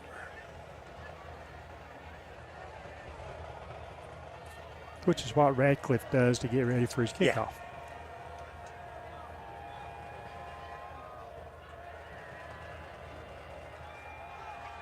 A kick up the near hash mark, fielded at the 10-yard line by Griffin. Looks into the middle of the field, eluded the defender. Across the 25, across the 30, and Griffin will be taken down as the Highlanders start about our own 32-yard line. Stop by Gavin Noe. First down and 10 for your Highlanders at the 33. And our old buddy Tony Lambert has pretty much stayed with the same defense that he started with through almost this whole first quarter. Shifting a little bit into a four-man front now. Lambert, the defensive coordinator for one of the defensive coordinators for Anderson County. Highlanders shift to a trips left. The handoff, no, the keeper, that'll be Brady. Flag comes in as Brady is tripped at the 35-yard line. Flag flew in there. Thrown by the umpire. That's usually not good for your offensive team. Phillies holding against your Highlanders. Following the mark-off, it will remain first down. I'm assuming holding, as it was a 10-yard mark-off from the spot of the foul, takes the ball back to the 24-yard line. It will still be first down for the Highlanders, but now first down and 20. Number 23. In motion through the backfield, that's Spradlin. The fake again. Brady keeps it again, fights for yardage, and picks up about 2, maybe stretch it out to 3. It'll be second down and still long Highlanders. That's tough yardage. Stop by Davis. It's second down. Luke Bowling comes in to replace Alton Whaley. Clock winds down, coming up on 20 seconds.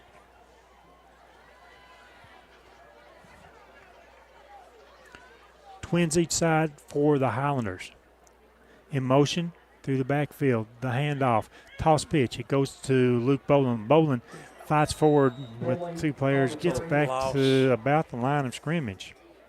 Okay. It'll be third down and 17. That ends. The horn ends the end of the first quarter of play from Highlander Field. So after 1, it's the visiting Anderson County Mavericks 21, our own Scott Highlanders 0. We'll step aside. We'll have this break. We'll be back with the ensuing third down play by the Highlanders.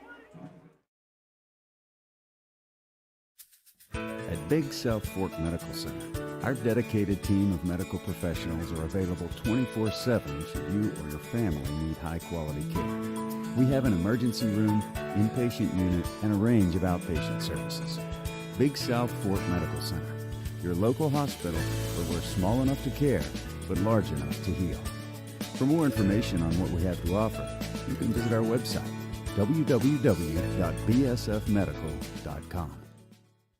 Scenic Foods is about freshness, with meat cut in-store daily and special cut upon request. A deli that offers fresh meats and cheeses sliced to your choosing. A produce department offering fresh fruits and vegetables, and of course a full line of competitively priced groceries to meet your weekly shopping needs. Scenic Foods is about value and convenience. Don't have time to cook supper? Try our cheese sticks, pizza, and wings, as well as our fresh-made desserts and side dishes. Need to fill an empty pantry? We have all you need at Scenic Foods, located at 7352 Baker Highway in Huntsville. Back at Highlander Field, the team switch ends. Highlanders now moving left to right. That will be south to north. Brady Strunk, the quarterback, empty backfield. Third down and about 17 to go for the Highlanders. Now we move the wing back over to the left, now back to the right side again. Strunk drops, has some time, throws the ball into the middle, over through Ryland Griffin, who might have had a step on the defender.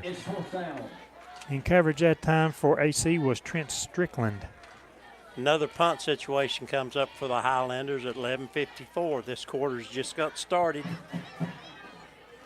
A little bit better position for Ethan to be punting from, though. He's got a little bit of room to work with. want to remind you that First National Bank sponsors our player of the game and also our first down sponsor.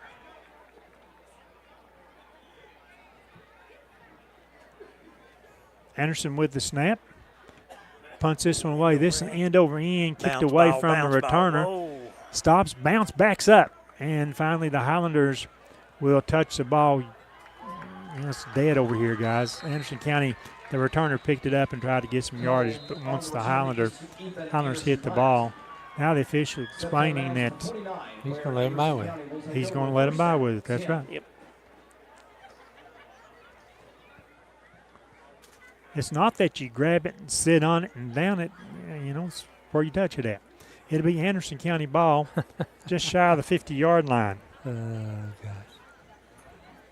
And there's a flag. There's a penalty marker on the play. Did he not point toward Anderson County? They're offsetting personal foul. Oh, okay. Well, should play the down over again then, right? I think they're going to say they were dead ball personal fouls, although I don't think that's true. I think it happened during the play. There's a whole lot about that play I don't understand, so I guess I just don't know football rules like I think I do. None of us do. Walker Martinez, the quarterback. He has Nick Moog as the running back, who originally lined up to his left, will now move over to the right. Anderson County with trips left, one receiver in front of the AC bench. Martinez with the ball, fakes it, throws the ball deep on a go pattern. Boom. The reception made at the 25-yard line, and racing into the end zone was Braden Miller. Miller with the touchdown reception that covers 51 yards. 11:29 to go in the second quarter. It's going to jump it up to 27-0, and they have the opportunity for one more on their extra point attempt. Chris Nelson, the extra point and field goal kicker for Anderson County, lining this one up for his fourth extra point attempt. That one up, and that one is good. It's now Anderson County leading our Highlanders 28-0. We step aside, we catch this commercial break, and we're back with more Highlander football. First National to me it's a core memory growing up, and it is something that's always been a part of my life. We renovated this building and opened this business. We were looking to source as much as we could locally, and what is more local than First National Bank of Oneida? First National Bank is very involved with a lot of the local community events and supporting of businesses. We've seen them involved with the fair and the sports locally and other things that I think is just indicative of the local community being supported by the local bank. Anderson County lining it up. The kicker's out there, not everybody else, but the kicker's out there. The kick off to the Highlanders. We've got Luke Bowling and also Rylan Griffin deep for the Highlanders. I don't see Anderson County changing philosophies, and that's kick it high, kick it deep, Well, no. tackle the returner. No, everything's going just according to game plan. So not for them. They, when they're on defense, they put pressure on and make good tackles. Offense, they throw the ball once, maybe twice, and kick an extra point. Radcliffe for the kick. This is a low liner. It went off of an up back, and it goes past another returner, picked up by Bowling. Tries to find some room. Tries to come to the sideline across the 20 to the 25-yard line, where it'll be first down for the Highlanders. Good job. Got that out to the 25, I believe. That ball just did not want to go in one of our Highlanders' hands. It'll be first and 10 Highlanders from the 25-yard line. Up front, Clayton Carroll, Jace Cloward, Gavin Terry, Landon Crabtree, and Adrian Stanley, the 5 offensive linemen. We go twins left, twins right. Whaley, the pistol back again. He steps up to block. Brady steps up, now pulls it down, wants to run with it, and spits his way ahead to about the 34-yard line. Going to be close, but just a foot Just short, shy. I think. Yeah. Well, It'll be second down and short Highlanders. Marked it back a little bit further than I thought, but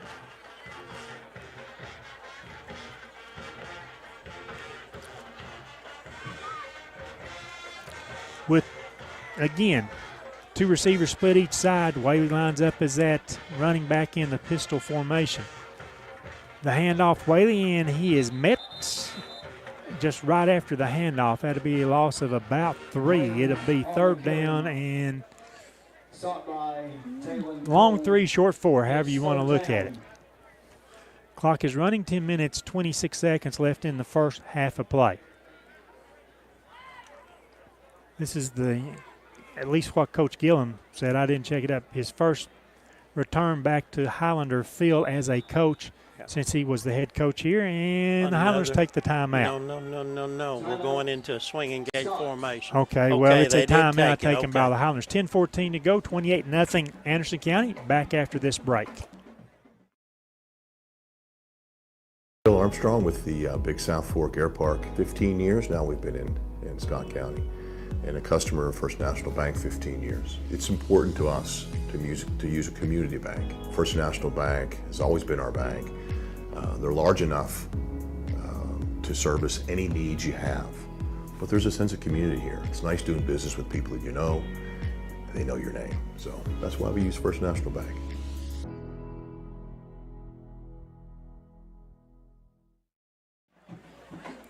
Welcome back into Highlander football. These guys are listening. We always have discussions during those breaks there like that. And the thing I really want to say is right now, with 10 minutes to go in the first half, I do not see any brown grass stains on the uniforms of Anderson County. None at all. It is Highlander football. It is third down and a long 3 to go for the Highlanders. We need this first down badly. Going back to the grass stains, brother. Ain't been but 2 of them fell down. Okay. Brady Strunk from the shotgun. He has Whaley as the running back lining up behind him. In motion, Griffin through the backfield. The snap. Brady drops. Got him in the middle. Throws the pass over the middle, and he was hit by the defender. Going for the ball. It's fourth down. Guys have got the best statistician in the business up here, Woody, and now this year, Ben Garrett has been here, and he is a hawk for what should have been penalties on the field. He notices all the yellow hankies, but he notices all those calls that we should have gotten. Actually, right there, I was saying that he had Hugo wide open. Hugo ran a little 5 down and then turned in right at the first down marker, and he had him. Really, guys, he had Ryland open, but he waited he didn't pull the trigger just quite fast enough. Fourth down, Ethan Anderson to punt once again. This punt, end over end again. This will hit, take a bounce, and Cole will back off, and the Highlanders this time will make sure. Tommy Fitzgerald will make sure that punt was down with no questions. Anderson County will begin first down and 10. AC first and 10 from, where is it, their 35-yard line? Used to be the 34-yard line.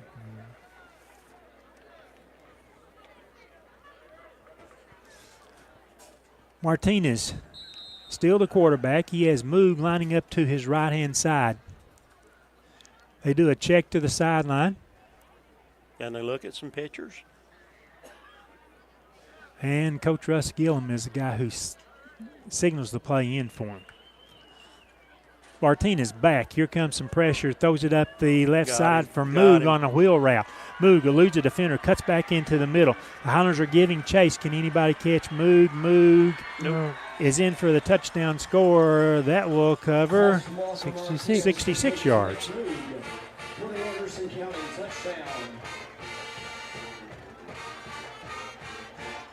9:44 to go, and guys, I'm going to tell you, I said Anderson County was good, and they are. I've made a couple of little jokes now. I don't mean anything by it. I mean, I'm Highlander all the way, but we're going to have to come up with something to slow them down.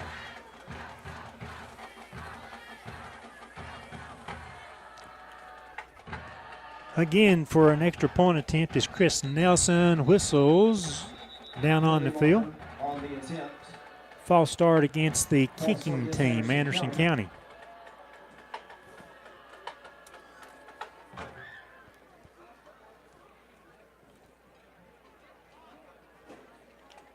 Still 9:44 remaining in the first half of play.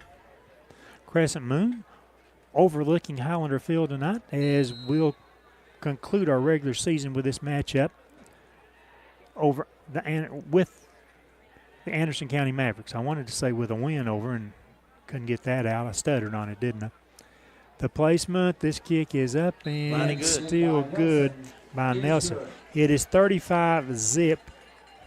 The visiting Anderson County Mavericks over our Highlanders. Will step aside for this break and be back with the ensuing kick.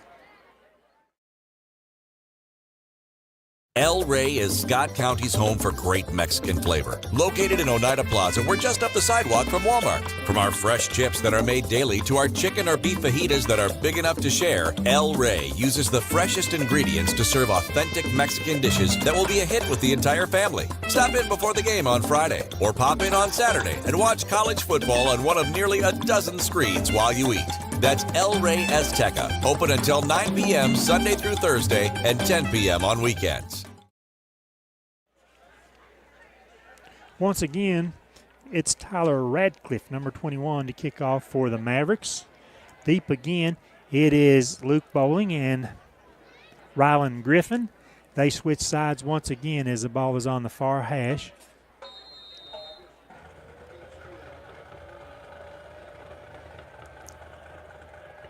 We wait on Radcliffe's kick.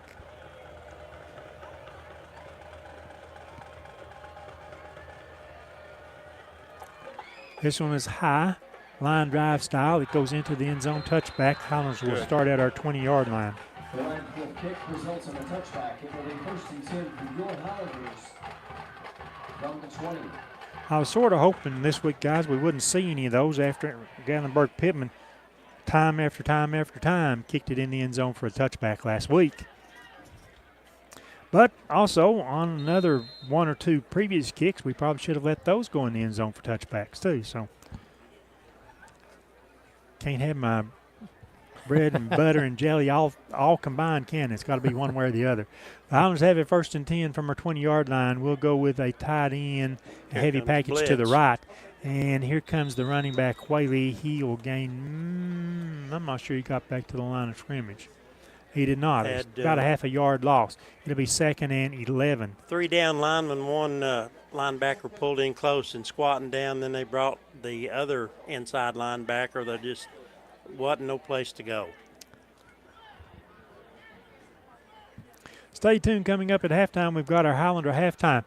Ben's got a lot of work to do tonight. He's going to update us on what's coming up on the IH Sports Network for the next several days, and also our halftime look around at scores.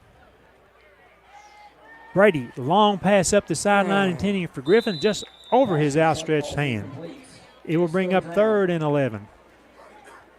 To go along with Ben, and these scores tonight are real important because they'll decide playoff seeds, so they're real important. I'll have a recap on the first half scoring. Woody's got a first half stats. H will visit with Coach prior to the start of the 3rd period, and we've got all that coming your way during our Highlander halftime. Mays will be the receiver splitting to the left, Griffin the receiver to the right. We'll go with a heavy set on the right side of the Highlander formation. The fake to Whaley, rolling right. This is Strunk. Wants to throw the ball, gets rid of it, and through the hands of the defensive back for Anderson County. Nice look there. I mean, it was Rylan Griffith on a comeback right on the sideline, but the safety flowed over. I think Rylan did a good job of literally ripping the arm away of that defensive back, kept him from pulling that ball in. It'll be 4th down once again for the Highlanders, apparent punting time.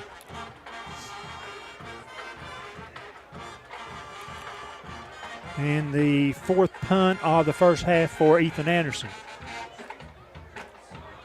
Low snap, handled well, gets it away. It's a spiraling punt. It comes to the near side. It's going to be fielded by Cole. Stepped out of a tackle and caught from behind by Hugo Henry. Yeah. Is there a penalty flag flag down, and I think Yeah. it's going to go against AC. Luke got he got blindsided by that guy.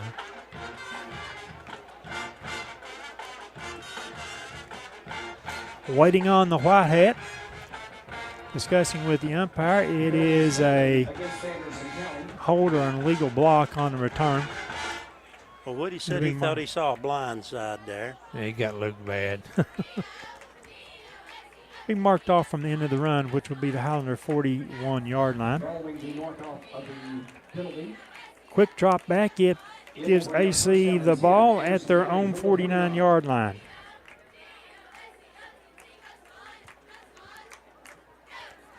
Martinez still in the game at quarterback. Snap. Kicks a pass outside. Running room along the sideline. Pushed out of bounds, I think, by Luke Bowling. And it looks like it's going to be right at the first down marker. Forced out by Bowling. Yes, they give Anderson County the first down. At the 41.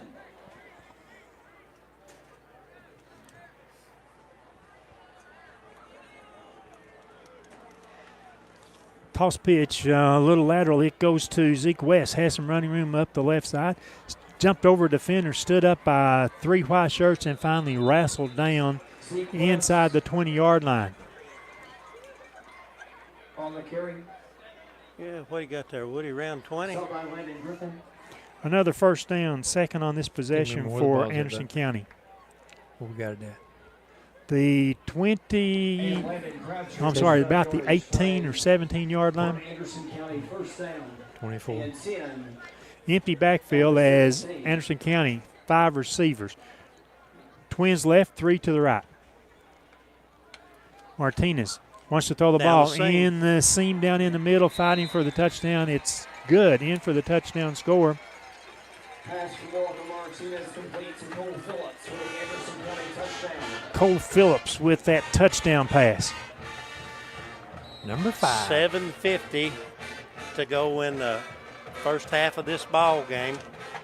41-0, and Anderson County's attempting their point after. Again, the kicker, Chris Nelson. Placement. Nice little chip shot by Nelson. And the Anderson County Mavericks, they have built what is probably an insurmountable lead right now as they lead the Highlanders 42-0 with 7:50 remaining in the first quarter. We'll step aside. We'll return after this break.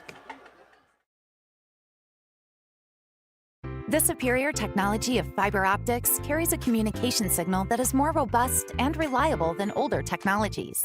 Connecting homes and businesses directly to fiber optic networks enables enormous improvements in what bandwidth devices are capable of delivering. Experience Highland Communications world-class broadband, delivered over Highland Telephone Cooperative's fiber optic network to make your online experience extraordinary. Highland Telephone and Highland Communications. World-class connections with a local, hometown touch. My head is hurting. Ooh. The 5th touchdown pass of the first half by Walker Martinez. And now their kickoff specialist, Tyler Radcliffe, tees it up again, kicking deep to the Highlanders. It's Griffin and Bowling once again back to return the kickoff. This one will be a line drive that Griffin lets go through the end zone. And once again, the Highlanders start at our own 20-yard line. 6th offensive possession coming up for the Highlanders.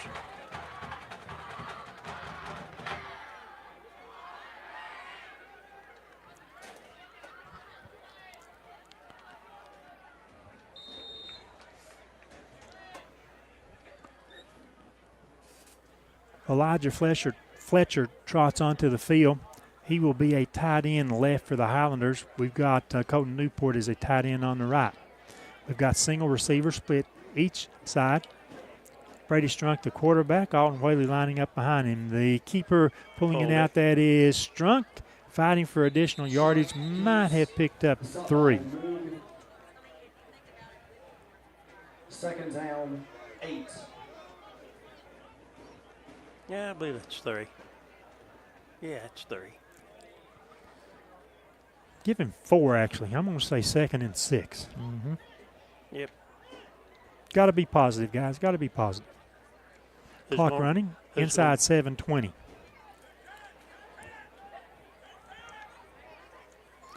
The handoff driving, that might be Fitzgerald this time or Bowling. I think that's Luke.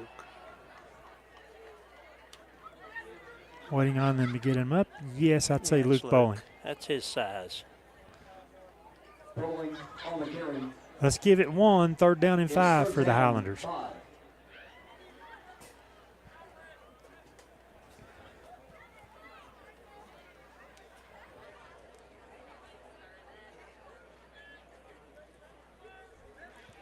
From the pistol formation, Bowling that deep back. They faked the handoff to him, and Brady was going to run option himself, and as he kept the ball, tackled back for a loss of 5. It's 4th and 10 now, Highlanders. It's 4th down.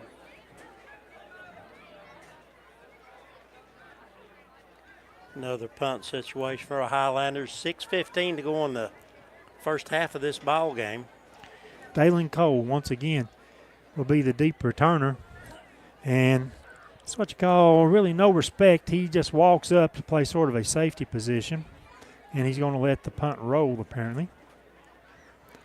The snap, here comes some pressure. Bad punt. And the punt comes off the foot to the right side. Lands at the Highlander 39-yard line. Now he's going to back up, make it the third. I saw where it went out of bounds. It didn't go out there.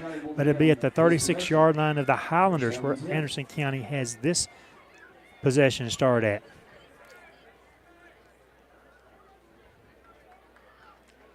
When things go bad, sometimes they just keep on going. Anderson County will go empty back again. They've got twin receivers left. Trips over on the wide right side of the field. Everybody in motion. Little toss pitch, trying to run the sweep now. The Highlanders string it out to the sideline, and a nice tackle over there. I believe that was Luke Bowen Bowen also, yeah. That's Luke. Luke is playing hard. Luke He's really and- playing hard out there. Well, remember I said before the game got started, look for Luke to make some impact tonight. Actually, a loss of 1, 2nd and 11 for Anderson County.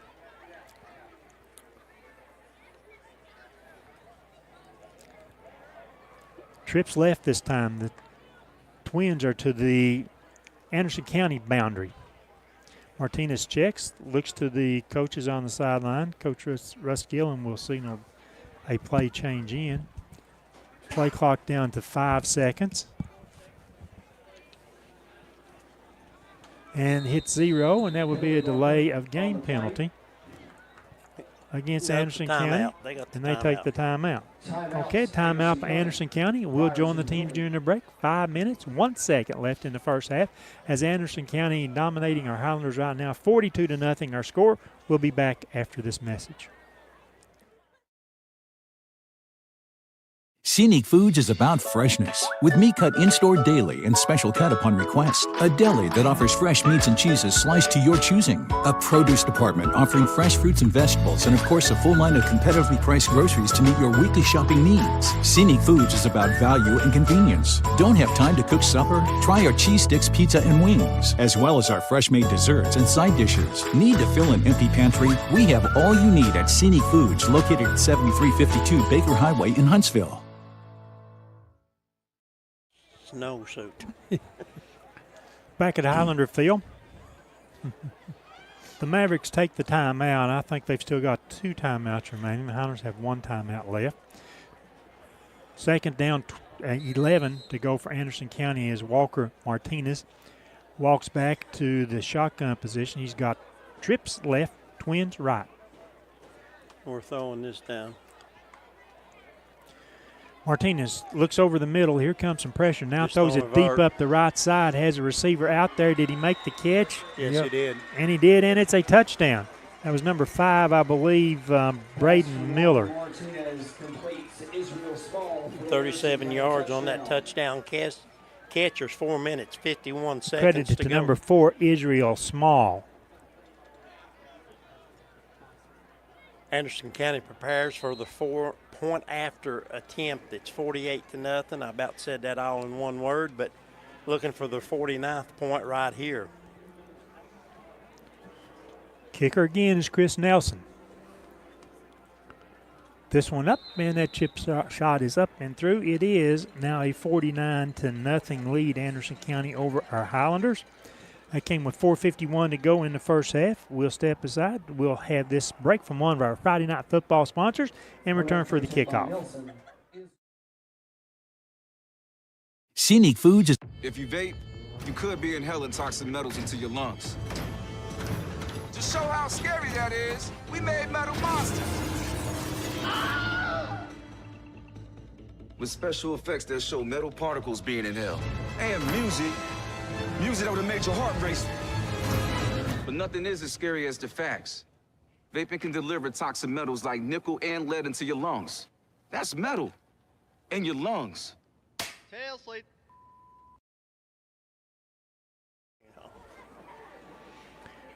Welcome back to Highlander Field. Let's see, I believe both the Highlander Band and the Anderson County Band performing at halftime. And we've got a lot that we'll go over during our Highlander halftime. Again, Radcliffe teeing it up. His kicks generally have been high and deep. This one again is high.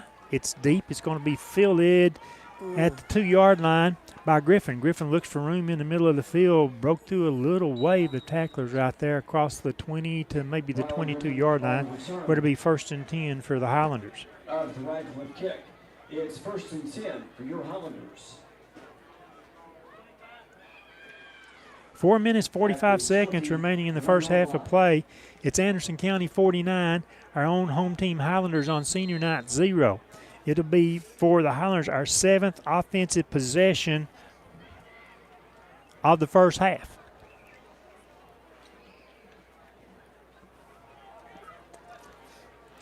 Two receivers to the right side. Actually making trips now over on the right side. One receiver left. Got some young ones in on defense for Anderson County. Bowling through the backfield. It's open over here. And it's Brady Strunk trying to run around to find somebody open to throw the ball to.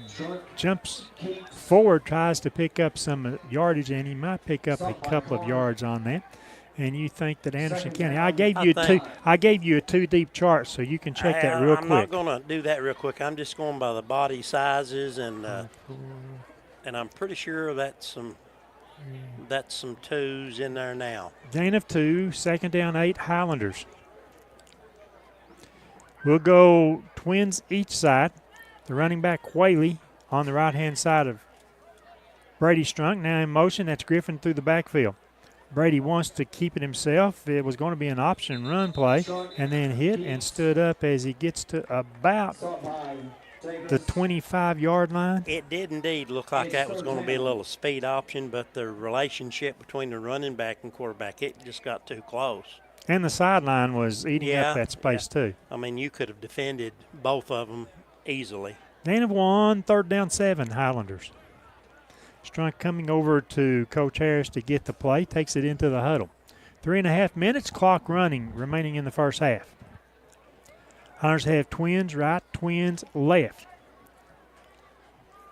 In the backfield, it looks like Luke Bowling. Here comes the pressure. Strunk has to pull it down, tries to lob the pass. It's deflected by a secondary player for Anderson County. It brings up now 4th down. However, it does stop the clock. And it will give Anderson County a chance to potentially run a return, even though Anderson has done a fairly good job of keeping it away of Dalen Cole. You're going to come back and get this one, though. Yeah, we'll see. Ethan needs to get a hold of one of his good ones. The snap. Here's the punt. It's a high punt selling to the Highlander sideline. It hits, it bounces, and the Highlanders need to think about who's kicking the ball down the field. Tommy Fitzgerald. You can't and there comes a penalty flag in for, I think that'll be kicking the ball. Kicking the ball, yeah. I thought it might have scraped the AC, but I'm looking through the Well, waterfall window thing. If the players thought that, they should have pounced upon it. 3:01 clock stopped on the change of possessions.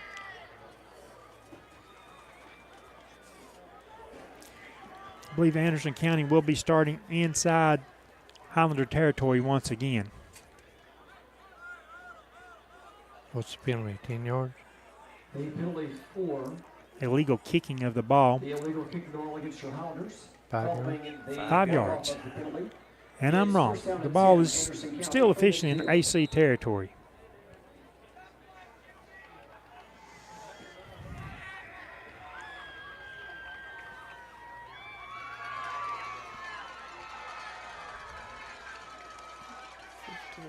Got big 50 as a quarterback. Golly. Oh gosh, that look big at that running back. big running back, number 52 on, or 54 rather, on the carry. Well, you That'd saw be the Lucas quarterback. May. 50 was the quarterback. Well, Anderson County, they watch our trickery plays on film, and now they brought in what you would call the very heavy package to compete against the Highlanders. Number 50, the quarterback, wanting to run with the ball again, and the Highlanders will take him down. There is a penalty flag thrown. I don't think this is a look they've practiced, Rick. Drew it up in No. the sand over there. Why would you practice this? I mean, I can understand goal line situation. You might try that.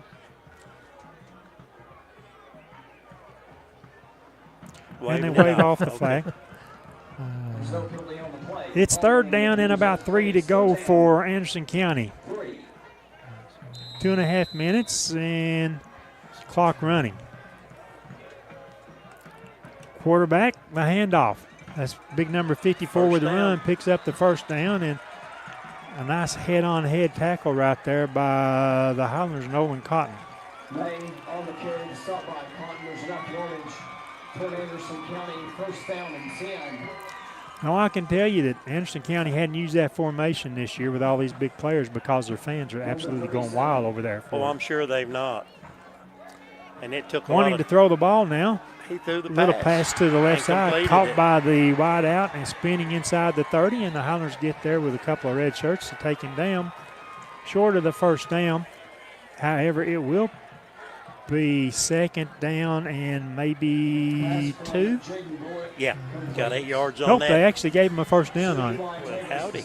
Nope, they didn't. They're taking it back. I don't know what's going on over there with the chain game. I think they're I don't know either. The referee's not noticing what's going on. The big quarterback on the keeper, he'll have a first down this time as Adrian Stanley does stand him up and sling him backwards. That would be Jaden Bullock. Stop by Adrian Stanley. Let's see if they give him a first down on that carry. Yeah. Well, I'm not sure they gave it to him. Enough yardage on that play for Anderson County. First down and 10 from the 25. Clock was momentarily stopped, I guess, to move the chains. 1 minute, Yeah. 10 seconds to go. Now the clock is stopped again as somebody wants to talk to the referee. Then they want to talk to the far side judge.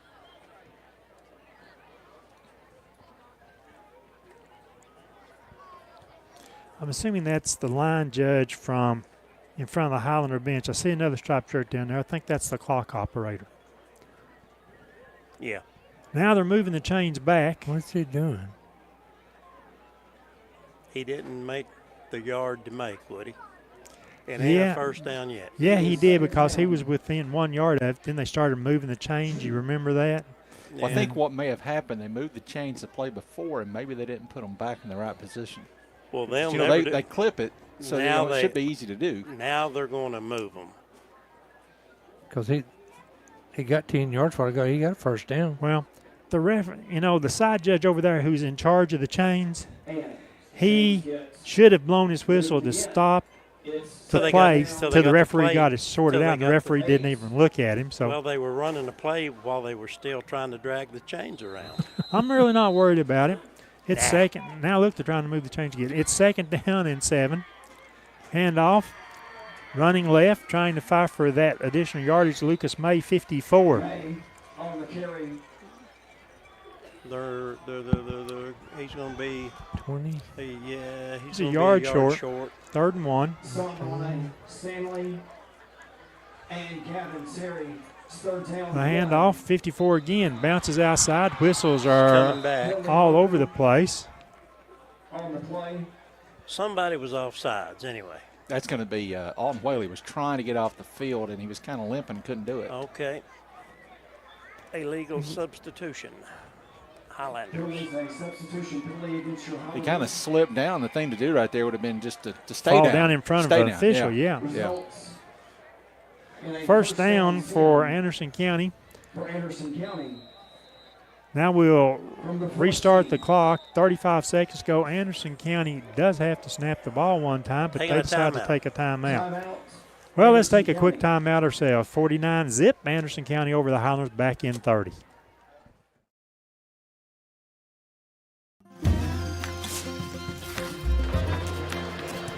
If you're a DIYer, Lumber King is your supplier.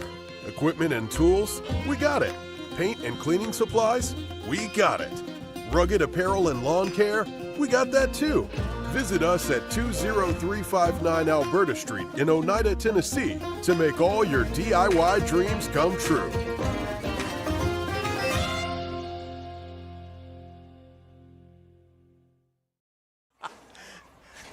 Welcome back to Highlander Field.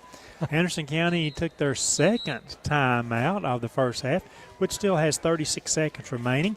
And the Mavericks leading our Highlanders 49-0. I mean, that is the score right now. And the Highlander defense trying to hold Anderson County here. And if Anderson County does not score on this play, I think Martinez is back in now. Yeah, they bring their regular offense back in. They lead the big 54 back. Looks like they're going to take a knee right here. Yep. And Martinez gets the snap, does take the knee. Anderson County does not have to run another play, and we can go to the dressing room.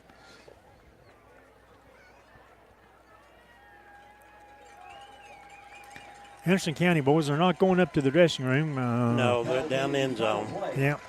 Talked to Coach Gillum. He said, "Can I go in the end zone?" I said, "It's your team, brother."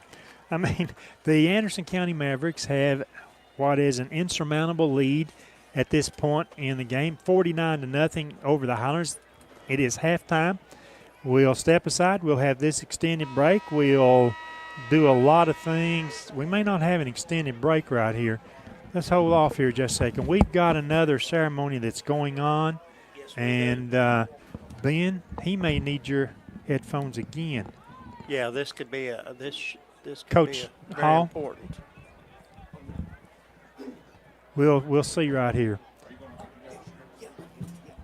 Yep, we do have a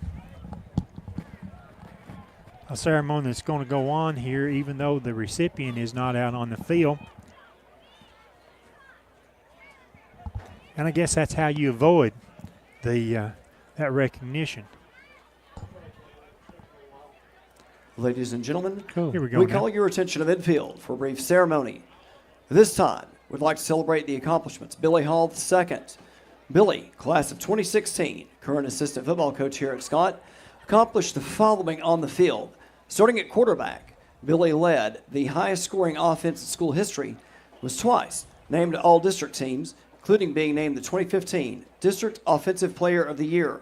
He holds the current Scott High School records for single game passing yardage, 398 yards, for single game passing touchdowns at 6, the single game total yards gained, 471, the single game total touchdowns, 7. After graduating, Billy was offered a scholarship at the Reinhardt University in Waleska, Georgia. While there, he and the Reinhardt University Eagles were 5-time conference champions. Billy was a 9-time NAIA Player of the Week and 3-time Playoff Player of the Week, 3-time member of the All-Conference team, and 1-time All-American, and 1-time Offensive Player of the Year. He was selected captain and has also started the most games in the history of Reinhardt University and was an NAIA All-Star Player of the Game, honored by a House Joint Resolution, and he was a National Semifinal Player of the Game in 2017. and he started in the 2017 NAI National Championship game.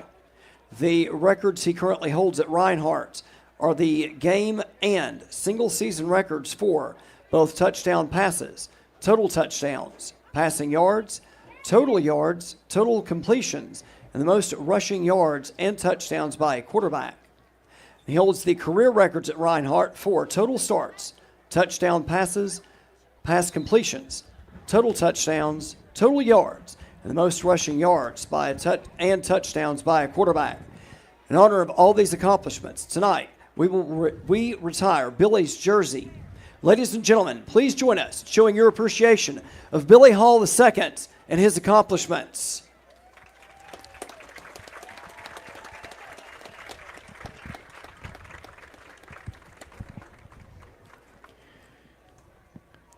And for some reason, I want to say he is the third Highlander football player to have his jersey retired. I don't know. Somebody have to fill me in on that. But anyway, we're at halftime, where the Anderson County Mavericks have a very, very, very, and then comfortable lead over the Highlanders at 49-0. We step aside for these messages. When we come back, we'll take a look at first half scoring, first half stats. Ben will tell us about scores. We've got a lot to come through at halftime, and we'll get to that after these messages. Located at 205 East 3rd Avenue in Oneida, Mark's Family Pharmacy is open 6 days a week with a drive-through window for your convenience. But we're more than just a pharmacy. Check us out for gift ideas like plush animals, Candleberry Company candles and fragrances, designer earrings, caps, toys, and more. There's something for everyone at Mark's Family Pharmacy. Open 8 a.m. to 6 p.m. Monday through Friday and 8 a.m. to noon on Saturday. Scenic Foods is about freshness, with meat cut in-store daily and special cut upon request. A deli that offers fresh meats and cheeses sliced to your choosing. A produce department offering fresh fruits and vegetables, and of course a full line of competitively priced groceries to meet your weekly shopping needs. Scenic Foods is about value and convenience. Don't have time to cook supper? Try our cheese sticks, pizza, and wings, as well as our fresh-made desserts and side dishes. Need to fill an empty pantry? We have all you need at Scenic Foods, located at 7352 Baker Highway in Huntsville. Welcome into our Highlander postgame wrap-up. The band you hear performing behind us now will be the Anderson County Maverick Marching Band. Just saw the ceremony retiring the jersey of Billy Hall II and all of his records at Scott High and his accomplishments at Reinhardt University. Now we'll take a look at the first half scoring summary. It is all in favor of Anderson County. First touchdown score came with only 21 seconds gone in the game as Walker Martinez tosses a 65-yard pass catch and run to Zeke West, the Chris Nelson point after, made it 7-0 in favor of Anderson County. We run a little deeper into the first quarter. With 8:57 to go, Nick Moog scores on a 5-yard run. The Nelson point after kick was good. It's Anderson County 14-0. Then with 1 minute 16 seconds to go in the first quarter, Walker Martinez throws his second touchdown pass, this time to, to Zeke West. It's an 8-yard pass. The Nelson point after kick makes it 21-0 at the end of one. Into the second quarter.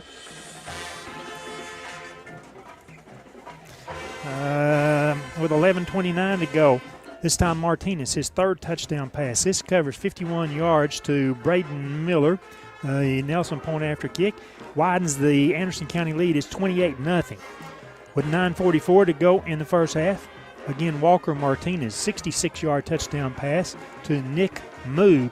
The Nelson point after kick made it 35-0 in favor of Anderson County.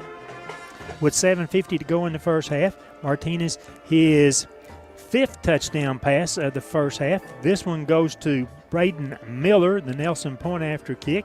Has a 17-yard touchdown reception, by the way. The Nelson point after kick made it 42-0. And then Martinez with his sixth touchdown pass of the first half. This one going to Israel Small. It covers 37 yards. Nelson's point after kick made it 49-0. And no other scoring in the first half. That's the way it stands at halftime. And the Highlanders will be, I think, receiving the kickoff to start the third quarter. 49-0, Anderson County in favor of our Highlanders. Let's go ahead. We'll take this short break. When we come back after these messages, Woody will take a look at the first half scoring summary. We've got that and more coming your way from Highlander Field after the break.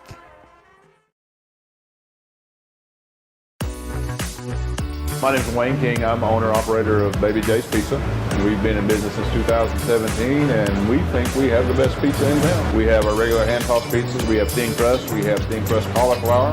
We also offer vegan. We also offer dairy-free, gluten-free. We have low-carb, no-carb.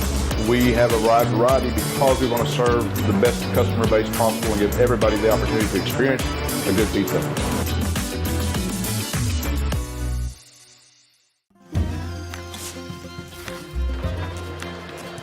If you're a DIYer, Lumber King is your supplier.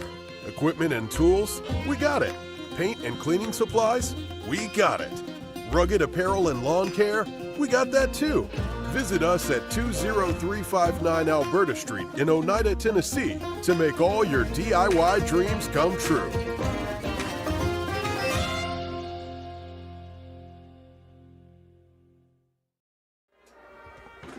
Welcome back to our Highlander halftime.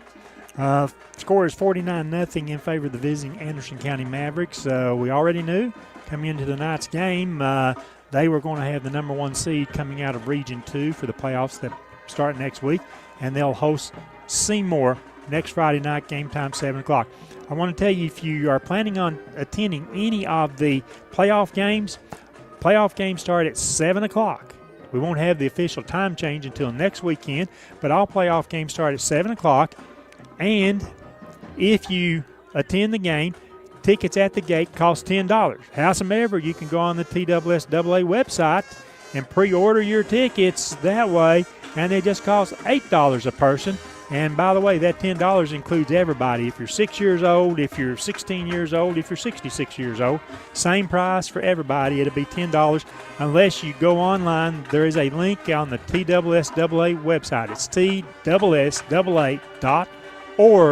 and look for playoffs, and there's a link there that you can find that you can order your tickets. And if I'm going to a game, that's the way that I will want to do it, to save that $2 a person.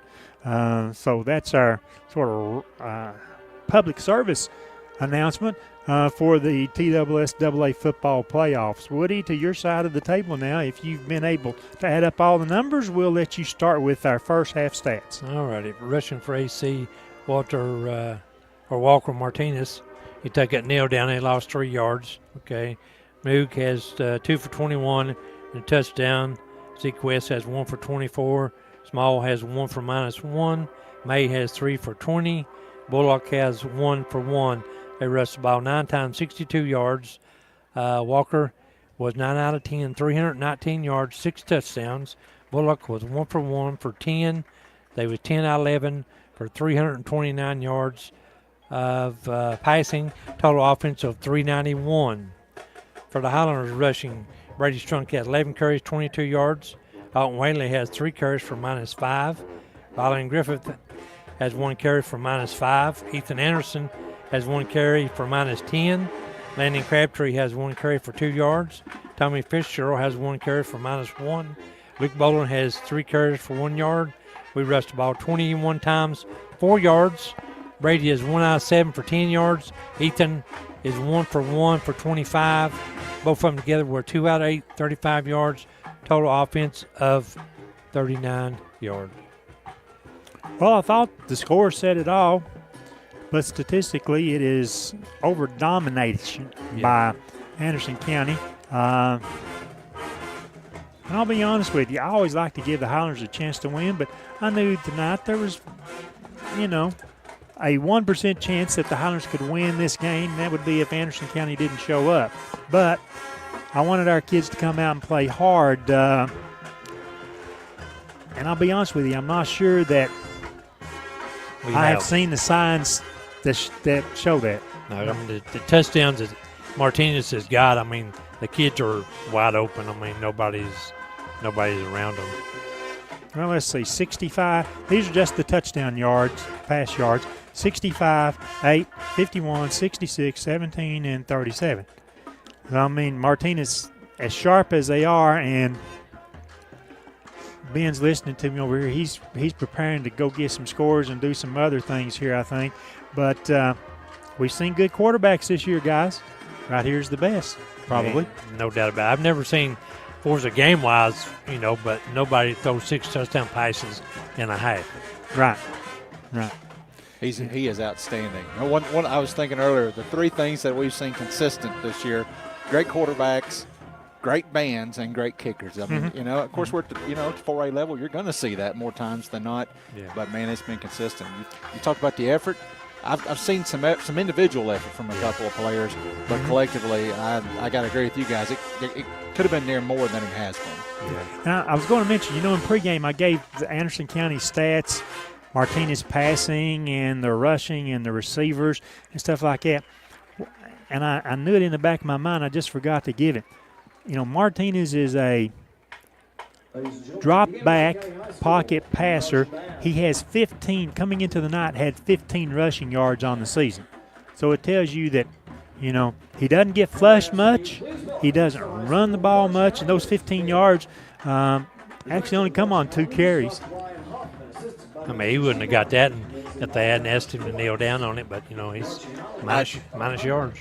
I was told that when Scott played Fulton a couple of weeks ago, if you remember, the quarterback whose name escapes me now was Marcellus Jackson. Jackson was still in the game, if you remember, at the end, and they were targeting him at wide. They moved him to wide receiver, and they were targeting him, trying to get him a touchdown catch. And, of course, Coach Hall was upset after the game, said there was no need to do that, to run the score up, and I agree there wasn't.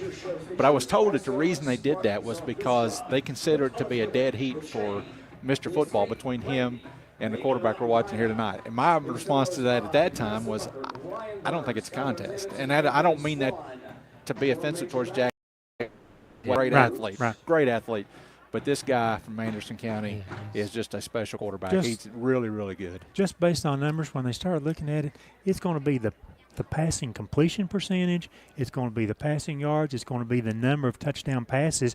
And right now, he had 32 coming into the season. He's now got 38. Yeah, I mean, Jackson's a good athlete, but this is a great quarterback. And then, a few weeks ago, I think he threw 5 picks in one game. Jackson did, yeah. So, I don't think it's even – he wouldn't get my vote, but I don't get the vote, so. Well, I don't either, but no, I think I admire Jackson. He's fun to watch. Yeah. But this guy here is fun to watch too. I wish it was a little more difficult for him tonight, but he can put the ball on the money. He certainly can. Let's look, Ben. Woody's got him pulled up over there. I'm going to let Ben start. Yours are not. It's still got back from the first quarter. Okay. Well, I'm going to, 2 games that we were interested in, and one of them I can tell you that Gibbs is well on its way to telling us who the 4th team is going to be to make the playoffs from this region, because they're up on South Doyle. That game's not even reached the half yet, and they're up 44-14. Now, as far as what order they're going to be seated in, we're going to have to wait a while to find out, because at the half, Fulton and Carter are tied 28-28. So, the wire looks and like. For Gibbs to be the 2 seed, Fulton has to win that game, I think. Fulton needs to win that game. I think you're right. Some other scores tonight at the half. It is Alcoa over Austin East, 35-0. It is Sevier County and Cotton County tied at 14 at halftime. Greenback is up over Oakdale 20-6 at halftime. Knox Halls leads Heritage 14-7 at halftime. Knox West is up on Knox Central 30-3 at halftime. It is Oliver Springs over Midway 14-10. Gatlinburg leads Pigeon Forge 21-7 at the half. Northview Academy is at 42-0 on Union County at the half. Monterey leads Wartburg 28-0 at half. It is Rockwood trailing York Institute 19-0. That game is still in the second quarter out in the Central Time Zone. And at halftime, it is Cofield over Oneida 35-0. Did you give a York score in there? It's York and Monterey for 1 in York and Rockwood. York's got a 19-0 lead in the second quarter. That's early second quarter, because they started at 8 o'clock tonight. And, it looks like York is well on their way to securing the regular season region championship and the number 1 seed. Well, have you that scored that Oak Ridge Campbell County game? What you got for that one? You got it down there? Oak Ridge and Campbell County, and this is surprising, but at halftime it's 34-0. Oak Ridge up over Campbell County. You know, Holy cow, that shocks me. I took Campbell County, and then I found out last night Campbell County has beat Oak Ridge one time in school history. Yeah, in 30-something years, yeah. Yeah, I think that's one of those things where Coach Leach said it after the Mississippi State lost to Alabama last week. He said, I think our players are afraid of those crimson jerseys. Yeah. Sometimes that happens, you know. Dude, and I mean, about it. Those teams are more even than that, there's no doubt. It certainly is. I mean, Campbell County, they're getting record-setting numbers from their sophomore quarterback over there. I mean, I expected a high-scoring affair, but I didn't expect Campbell County to be shut out. That might knock them out of the playoffs. It very well might. It's interesting. How about Maryville, Woody? Have you seen an update on that score? No. They was it's 13-10 halftime, but Maryville's up, but that could change. Much to Woody's displeasure, I can tell you that Maryville's up on Bradley Central 20-10 in the third quarter. So I mean, that's what I starting to put a little daylight in there. Bradley Central's a good team, Woody, but they have heard you. And Maryville has stepped up to they're answering the challenge.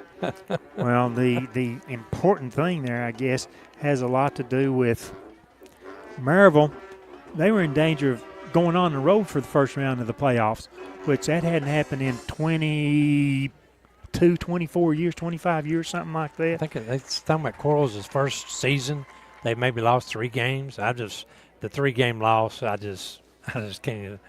I've never seen it. I can tell you this, remember. The last time that Maryville was on the road for the playoffs in the first round, I was in high school. Okay. So that's 10 years ago, right? Yeah. Or more, I guess. A little more than that. Hey, while we got some time right here, we've talked 6A football. Farragut, Bearden, Maryville, they're all in that hunt over there in 6A. And I've got to mention probably my new favorite team this year, and that happens to be West High School. No matter what happened, well, certain things could happen. Central could win, Heritage could win, certain things. But in 4 of the 6 scenarios, Knox West was going to be the number 1 seed in Class 5A. I think that's Region 2, Class 5A. So they're an undefeated team. And very good team. They were one of the teams that beat Maryville. So, and that could be a 3 weeks. I think they was talking about that could be a Powell West matchup at Powell. So that could be very exciting. At the same time, if everything goes right, same time the AC's at home against Greenville. So that'd be interesting games. Where's that basketball schedule at? We need to make sure we got a Friday open here in a couple of weeks. I can answer that question. Yeah, you're going to have Fridays open until after Thanksgiving, so you're going to have plenty of time to watch football. Hey, guys, let's load up and go watch some football. Second round, I'm pretty sure it'll be Anderson County and Elizabeth, and I think that'll be a nice shootout there. Of course, Coach Gillum told me, said, yeah, I brought up that Elizabethan game, and he said, yeah, but, we didn't play well that night. And what we've seen, can you imagine this team not playing well? Well, no, that's hard to imagine. But when I saw that score, obviously I wasn't there. But when I saw that score, I thought, because I just expected Anderson County to be better than that against Elizabethton. So I would say he's probably being honest. Yeah. But, Bearden was a good team that they played last week. And, they handled them slowly. But once they got going, it was out there. But, he's got a good club over, that's for sure. He certainly does. Let's see. I was looking to see if HL might capture an interview with Coach Harris. I did not see him come out there. So let's take our last commercial break of halftime. When we come back, we'll get you ready for the second half. South Fork Physical Therapy is proud to support the Scott High Highlanders and the Oneida Indians. With offices in both Huntsville and Oneida, one of our 6 doctors of physical therapy are always close by. We regularly treat back and neck pain, general sprains and strains, vertigo or dizziness, TMJ disorders, as well as post-operative patients. We accept all insurances and flexible payment plans are available. At South Fork Physical Therapy, we strive to make your experience accessible, affordable, and enjoyable. First National to me it's a core memory growing up, and it is something that's always been a part of my life. We renovated this building and opened this business. We were looking to source as much as we could locally, and what is more local than First National Bank of Oneida? First National Bank is very involved with a lot of the local community events and supporting of businesses. We've seen them involved with the fair and the sports locally and other things that I think is just indicative of the local community being supported by the local bank. You're listening and following in our video live stream of Highlander football tonight in a region matchup between our Highlanders and the visiting Anderson County Mavericks. I've got a thought, if I don't forget it, that I'll mention a while ago, but we've got Woody's trivia. Oh. We need to get the answer to that, Woody. Okay. Ask what the season passing is a combo of two people. It was Billy Hall and Trey Sellers.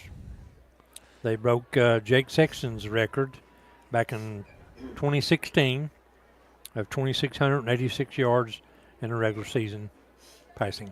And what happened? Billy got hurt. I think it was over at Pigeon Forge. Pigeon Forge in the first half. We couldn't get a jersey change and get it on Sellers. Trey Sellers was playing the left tackle and got a jersey change on him at halftime. And Trey finished up that game and started the next 3 games, I think, for the Highlanders. So between the two of them, they exceeded Jake Sexton's single season passing record. Now we're ready for the start of the second half. It'll be Anderson County kicking off to the Highlanders. Deep will have Luke Bowling and Rylan Griffin.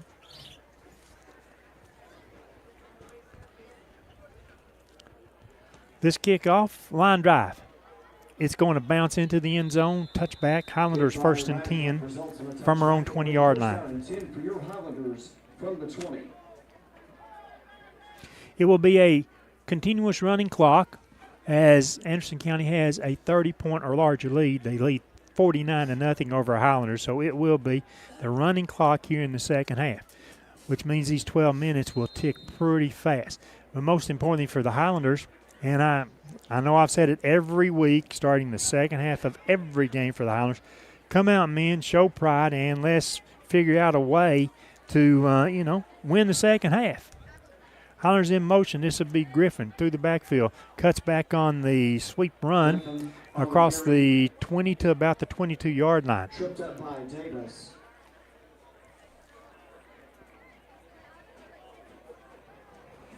We've got another player on the field. He wears jersey number 33. I do not have him on our roster.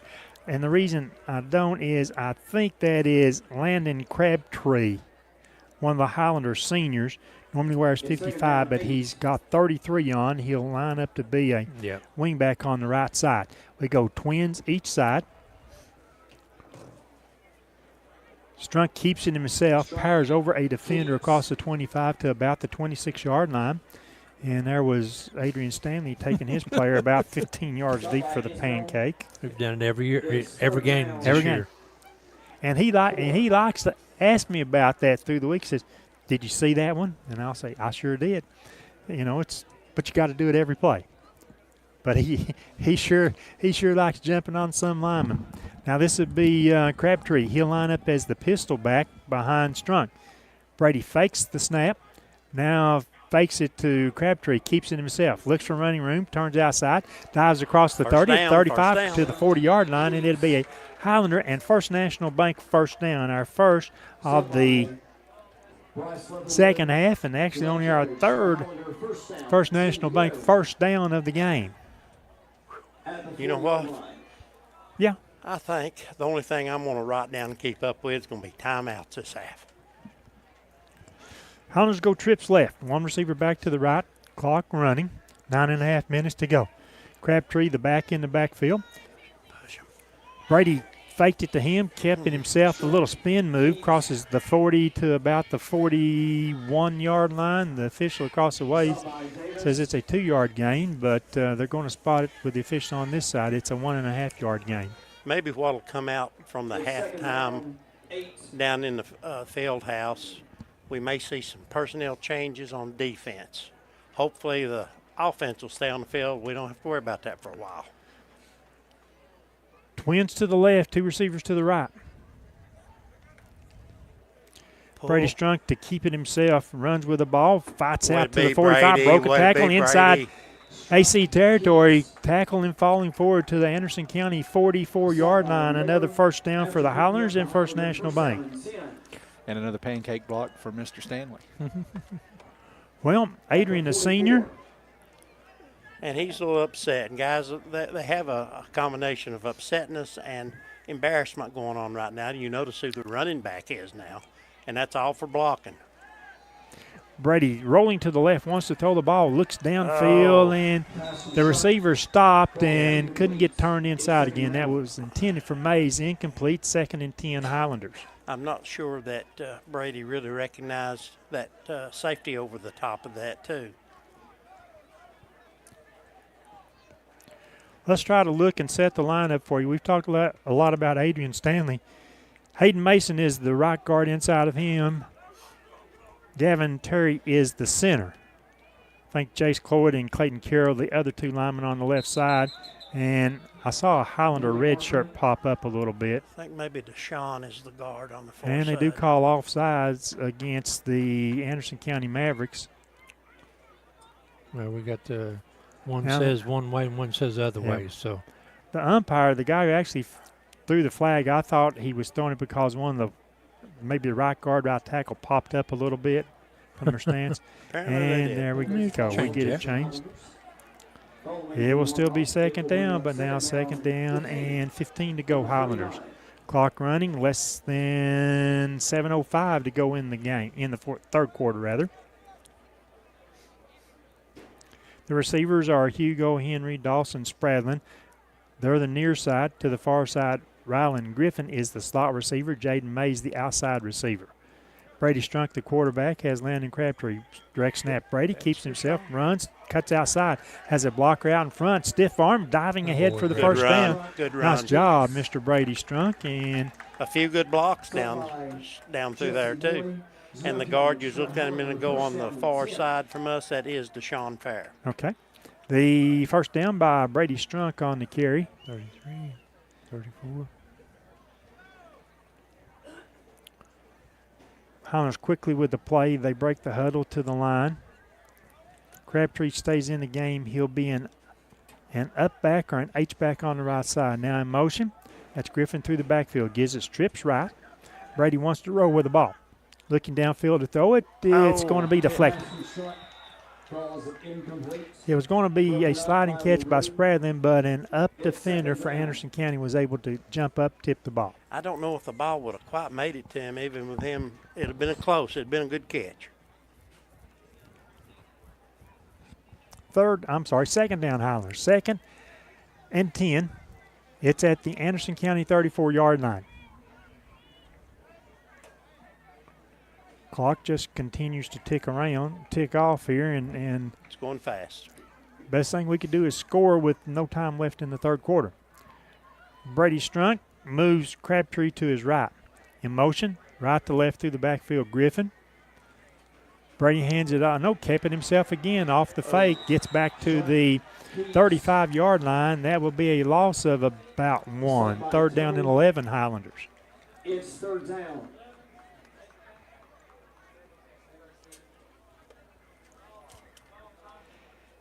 Five minutes to go, third quarter.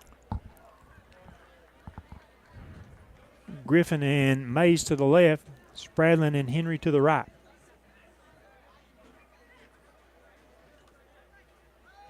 The snap, here comes the blitz, and they'll have Brady Strunk. The football comes out. There's a scrum. Coming up with it will be Anderson I think Gavin County. got it. No? No, he said Oh, okay. Oh, well, okay. Like I said, we're going to see some changes in a few personnel on defense. 4:20 and the clock's still running here. We'll see if we can make anything to slow them down. We know this is a check down group of offensive players. Lined up and ready to go. Anderson County, 1st and 10. Man, Man playing press man. Trying Get to up run here, a get up sweep here. coming to the near side. There you Caught. go. Colton Newport with the tackle on that. Made the stop against number 11. That was Christian Tuttle. Colton got there. He was followed up by Jace Cloyd, and I saw one of the I guess that would have been maybe Landon Griffith got in there with him. Second down, 2nd and 11 for Anderson County.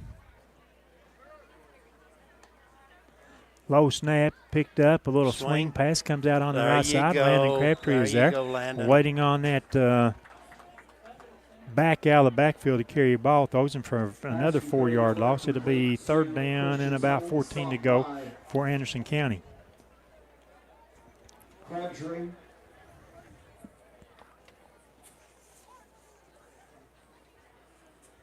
Number 15, Cody Miller, on the field for Anderson County at quarterback.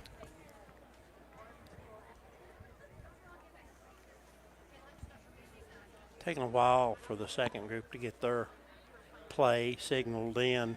6 seconds on the play clock. Of course, like I counted like 6 different people making signals. They'll have to some take true, a some timeout. false. They'll not get this snap off. It would be a delay of game unless Anderson County wants to take a timeout. And they do take the timeout. Timeout on the field. We'll take this short break. It's Anderson County still leading 49-0 over our Highlanders. We'll return after this message. Keith Markham from Markham's Furniture and Appliances. I'd like to invite you to come shop with us at Markham's Furniture and Appliance. Been in business since 1949, locally owned, family owned. We offer the largest selection of furniture and appliances in Scott County. We offer the same-day delivery. Financing is available with a finance company. If you don't see what you like, we're always glad to special order it. Appliances we can normally have within a week. Furniture normally would take about 4 to 5 weeks if we special order it. Thank you. Anderson County taking a timeout. It's 3rd down 14 for the Mavericks. Again, Miller the quarterback. As their starting quarterback, Walker Martinez, threw 6 touchdown passes in the first half. The handoff, trying to dig for additional room there. Picking up 3, 4th down and 11. Will Anderson County punt? Tuttle with the carry. I doubt they do. Nope, I believe they do. You believe Number they 21, Tyler Radcliffe, is their punter. Well, it's going to be number 20 back there Okay. now. That would be Josh Valero. And Valero in punt formation. Highlanders drop Rylan Griffin as the single returner. The punt away. It comes to this side of the field. It hits, it rolls about 2 additional yards in favor of Anderson County. Downed at the Highlander 31-yard line. We start there 1st and 10. Minute 40 to go in the 3rd period of this ball game. For your Highlanders at the 31.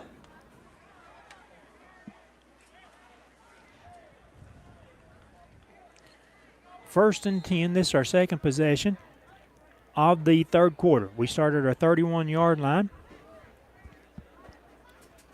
Brady Strunk stays in the game for the Highlanders. Looking to throw the ball. It goes out to Griffin. Griffin cuts back inside the defender, looks for additional running room, out to the 35-yard line. They'll actually spot him, I think, the 36. Give him 4 on the carry. 2nd down 6 for the Highlanders.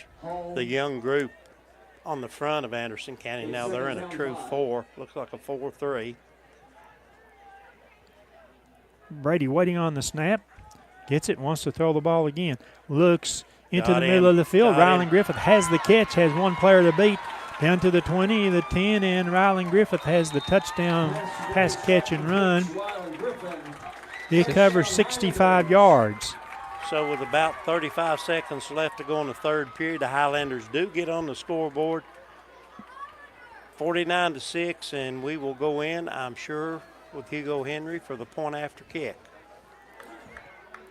That touchdown comes with 35 seconds remaining on the clock in the 3rd quarter. You know, we've got through every game. We've scored every game.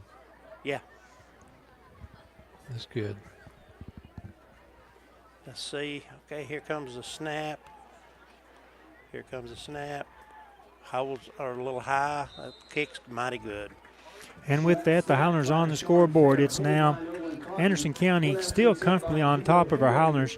Anderson County 49, Highlanders 7 will return for the Highlander kick right after this message. What's the best tool in the toolbox? The one you're going to use the most, the one that you're the most comfortable with, the one that you have the most confidence in. You know, it's the same way with banks. You know, you're going to use the bank that you're most comfortable with, the bank that you have the most confidence in, the bank that you feel very comfortable in going and talking to a loan officer and asking about a mortgage or presenting a business plan and getting a straightforward answer.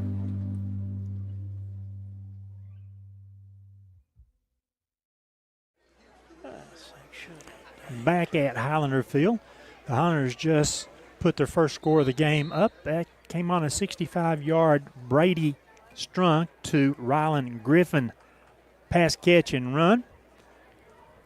Beautiful pass as Brady was really right on target to Rylan that time. The point after by Hugo Henry. It's 49-7. Highlanders trailing Anderson County, and you know, there's no doubt Anderson County will win the game. It's just Highlanders fighting for some second-half pride on the field. Checking some of those scores you were talking about earlier, Rick, there's some tight ball games going on around our region tonight. And the Highlanders getting ready to kick it off. Will it be the onside? It ain't gonna make the distance. It will. It did. Yeah, it did. No, the ball's still on the field. It Anderson County back. trying to pick it up, and they will kick it out of bounds at about the 145-yard line. That was neat. That was pretty good. Yeah, it I was. mean, I thought we had 2 or 3 chances to get it. We just couldn't.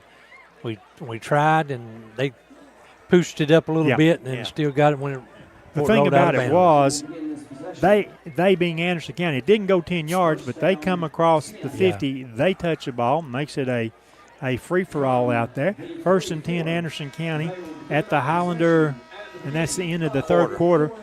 And it'll be 1st and 10 for Anderson County when we come back after this break. AC 49, Highlanders 7.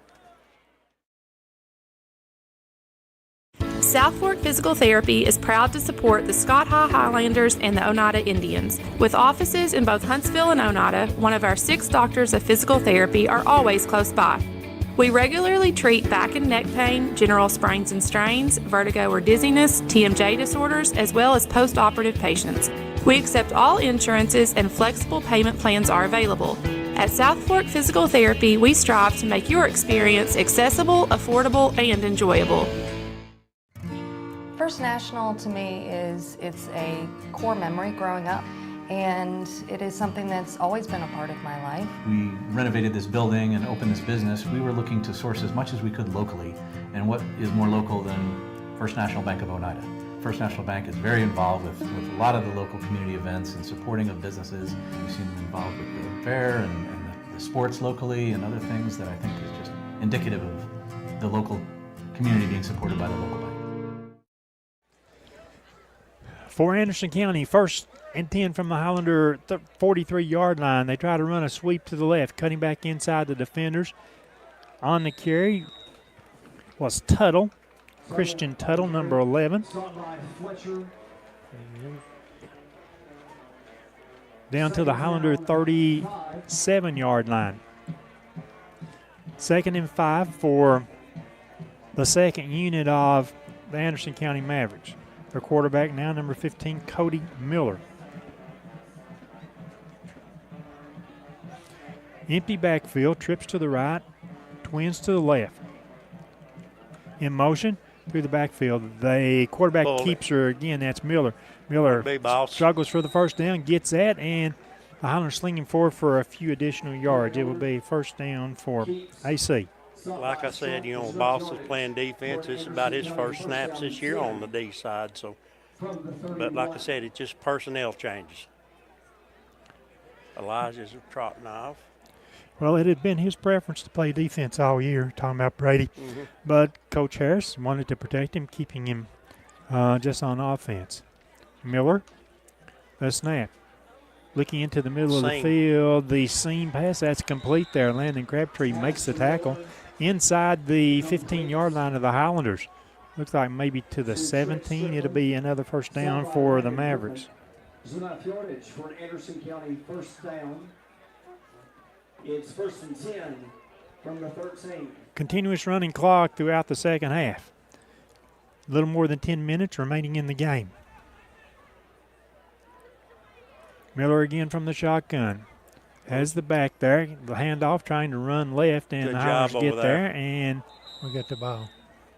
Woody says Yeah, the we got Highlander the red ball. shirts come Yes, up sir. with it, and yes, we do. Yes, As sir. the Highlanders force the fumble, they take it away from Tuttle that time. First down and 10, Scott. And guess who? The Brady boss. Strunk. At the 15.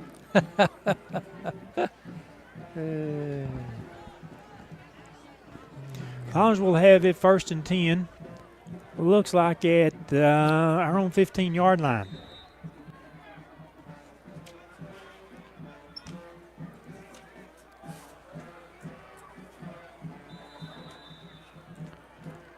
Whistle. we Timeout got- taken. It's didn't see the referee give us an He's indication. not yet. Anderson County with the timeout. We'll join the teams on the break. Anderson County 49, Highlanders 7. Back after this message. Located at 205 East 3rd Avenue in Oneida, Mark's Family Pharmacy is open 6 days a week with a drive-through window for your convenience. But we're more than just a pharmacy. Check us out for gift ideas like plush animals, Candleberry Company candles and fragrances, designer earrings, caps, toys, and more. There's something for everyone at Mark's Family Pharmacy. Open 8 a.m. to 6 p.m. Monday through Friday and 8 a.m. to noon on Saturday. Welcome back to Highlander football. It's going to be 1st and 10. Don't forget our sponsors that have brought you coverage of Scott Highlander and Oneida Indian football throughout the course of the season. Do them a good turn. Go into those businesses, tell them that you watched some of our football coverage, you enjoyed it, and thank them for being a sponsor.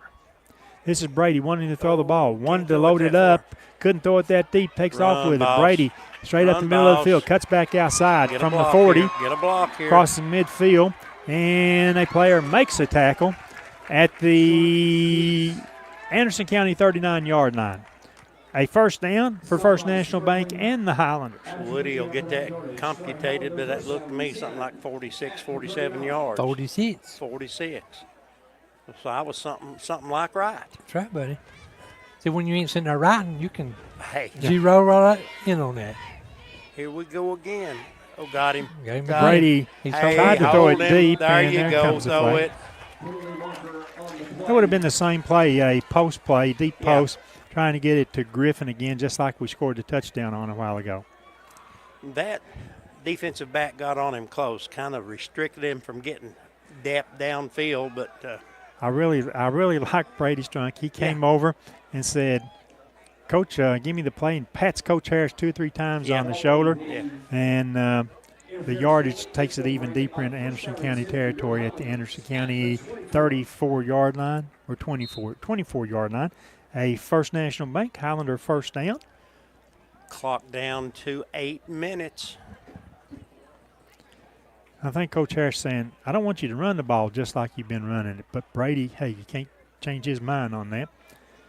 This time he drops the pass. Here comes some stop pressure. And go up top. Didn't see it. Pulls the ball down, threw it in the middle, in and out of the hands of the receiver intended for Spradlin. There is another flag thrown at the line of scrimmage. By the umpire. That'll It'll be be a hold. holding. Yep. Yeah. Going against the Highlanders, it will still be second down, but now second and about 20 yards. Just have to wait. It's a spots foul, so spots foul. It is a See spot where foul. Spots was, huh? Yeah, I was trying to find And then spots out there. We watch Spots run. A 10-yard mark off to the 34-yard line, so it's excuse me, still first down, but first and 20. First down 20.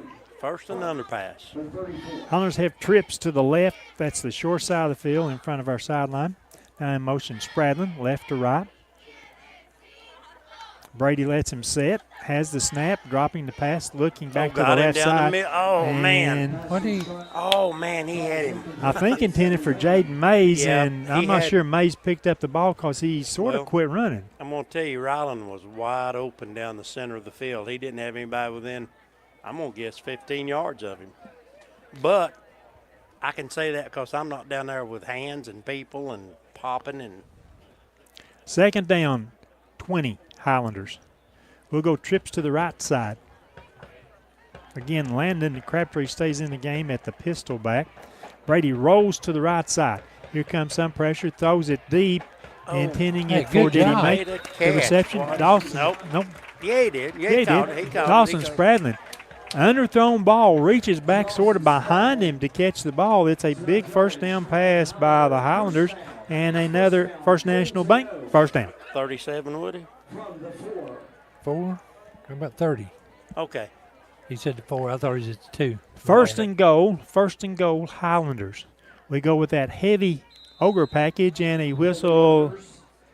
Sounds off. I couldn't. He's counting personnel. See if we've got an extra. Illegal substitution against the Highlanders. I mean, after all, in the first half, We've got 12 ran, on the field right now. Well, we ran one play with just 10, so it should balance out, right? Well, nobody's left the field yet. Timeout. Timeout taken by the Highlanders. We might as well take a break for our sponsors, bringing you Highlander football tonight. 49-7, Anderson County, very comfortable lead. We'll be back after this break. At Big South Fork Medical Center, our dedicated team of medical professionals are available 24/7 should you or your family need high-quality care. We have an emergency room, inpatient unit, and a range of outpatient services. Big South Fork Medical Center, your local hospital where we're small enough to care, but large enough to heal. For more information on what we have to offer, you can visit our website, www.bsfmedical.com. Down there. Welcome back into Highlander football and our crew tonight. We've got Cameron Parker up on top of the press box behind our camera. We've got Greg Bond sitting comfortably at home monitoring our game. He's our offsite production manager. And the rest of the crew here, Ben, Woody, HL, and myself, bring you Highlander football, the final game of the season for our Scott Highlanders. 5:19 left to go in the game. Coming back from the timeout, we shifted a little bit.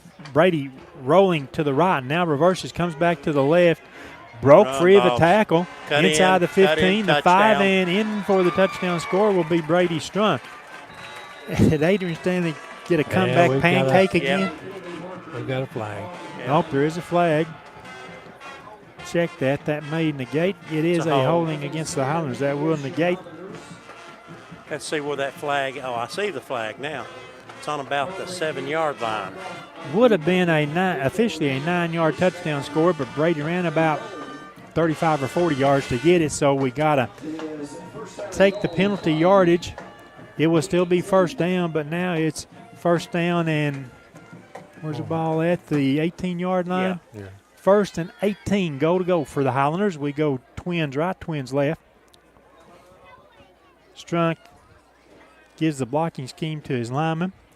Here comes some pressure off the left side. Throws it deep in, overthrown. That was a shove. Throw the flag. He wanted to throw that flag. Man, I think he judged it was uncatchable. Yeah. He being the back judge. Second down, 18 Highlanders. 4 minutes to go.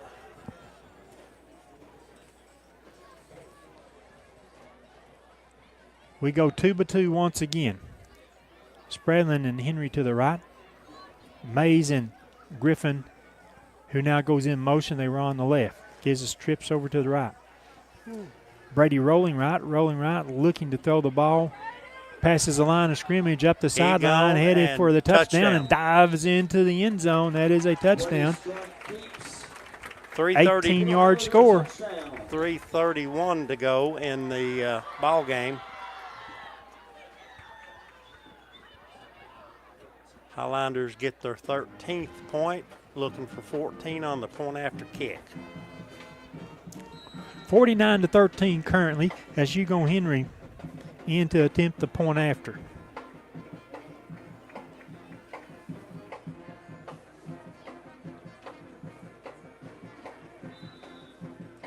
Let's see, we've got a... We don't have enough. And we take the timeout. With a timeout on the field, let's take a 30-second in there, Ben. We'll be back right after this break. My name is Wayne King. I'm owner-operator of Baby J's Pizza.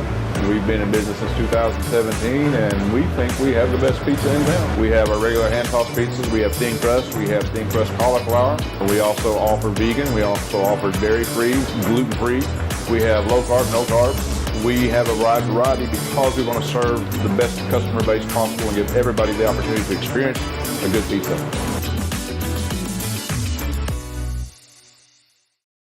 What is it? Yeah, boy. Final GP over Pigeon Forge. Well, I guess welcome back to Highlander football. I wasn't paying any attention to the break right there. It's Hugo Henry on to attempt a point after kick out of the hole of Nolan Cotton, one of our 9 seniors. Nolan's knee is not on the ground. Watch for a 2-point try. Trickery. It tosses it back over the head to Henry, and Henry's going to be caught, chased down, and that will end our 2-point conversion try. Something was really slow. 49-13, Highlanders trailing the visiting Anderson County Mavericks. We'll step aside. Let's have another quick break, and we'll be back with the Highlander kick. At Big South Fork Medical Center, our dedicated team of medical professionals are available 24/7 should you or your family need high-quality care. We have an emergency room, inpatient unit, and a range of outpatient services. Big South Fork Medical Center, your local hospital where we're small enough to care, but large enough to heal. For more information on what we have to offer, you can visit our website, www.bsfmedical.com. And I think that'll be easy compared to next Welcome back to Highlander Field. Highlanders regular season game, last regular season game, it was senior night. We certainly congratulate our Highlander seniors finishing out this year and playing a strong second half against Anderson County. Yes, I know Anderson County using their second team. Here's the onside kick try by the Highlanders. Up and filling the ball was Anderson County. And a carry will take it back to the Highlander 48-yard line where Anderson County starts 1st and 10. Even on the onside, we're getting some kids in there that normally don't even make the kick return, but everybody should get to play tonight. Heading back out on the field is Anderson County quarterback, number 15. That's Cody Miller. He's gone all the way so far for Anderson County in the second half. Wants to throw the ball on a wide receiver screen outside, looking up the sideline. And did Nolan Cotton make the tackle there? Yes, he did. All right.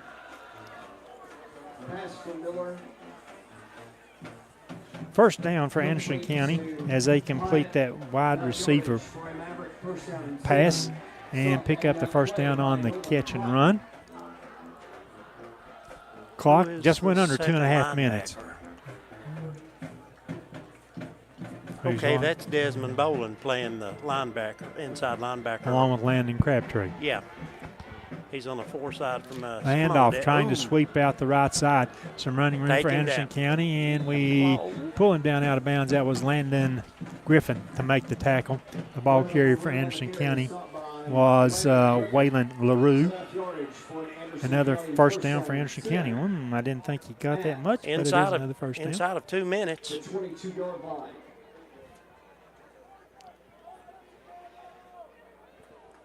Anderson County theoretically wouldn't have to do anything except snap, take a knee right here, and they could run this game out. They go trips to the left, however, one receiver to the right. We don't have enough people over there. Miller, the handoff on a delayed draw.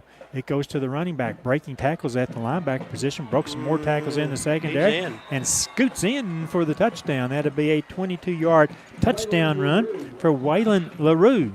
1:25 to go in the game. Anderson County gets into the end zone again.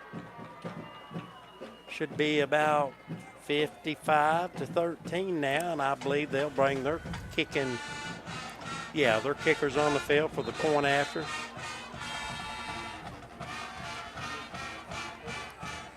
This is Josh Valero for the point after kick, number 20.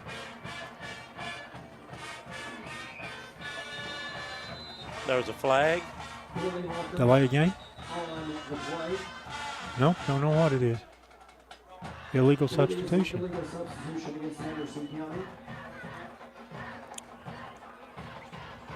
I think they had an extra one.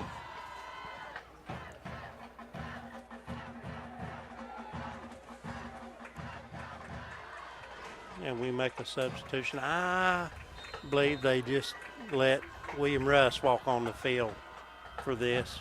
Now, you be careful, Will. Don't bump heads, please. Valero to attempt an extra long point after, and that one is up and good. So Valero makes it now 56-13. Anderson County with the victory. And, well, it's not over with yet. There's still a minute. Not over with yet. Still a minute 25 to go in the game. And Anderson County moving on to host a round one playoff game. Yeah. They'll be taking on the Region 1 number 4 seed, which is Seymour.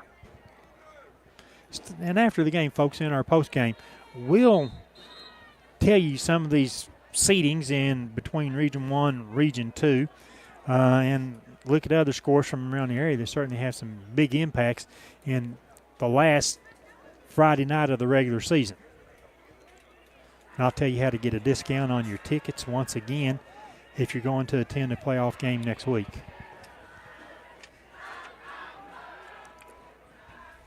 We talked about Paul Gibbs, and they must have heard us over there. Yes, fill us in. 64-21 in Gibbs, third quarter.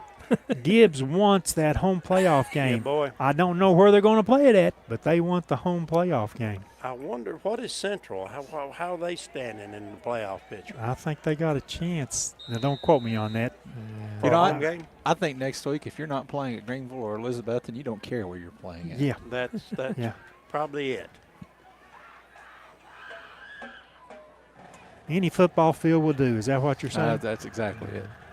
And there'll be a lot of them free next week. Maybe we should make the call and get them over here. The kickoff. That one's high and deep. It's going to bounce. Bowling is going to chase it down inside the 10-yard line. Eluded the first tackler. Got a little wave out on this side. Tripped himself up as he lost his balance. And looks like they'll spot him just about at the 20-yard line where it'll be 1st and 10 Highlanders. Play clock, or the game clock, is down to 1 minute.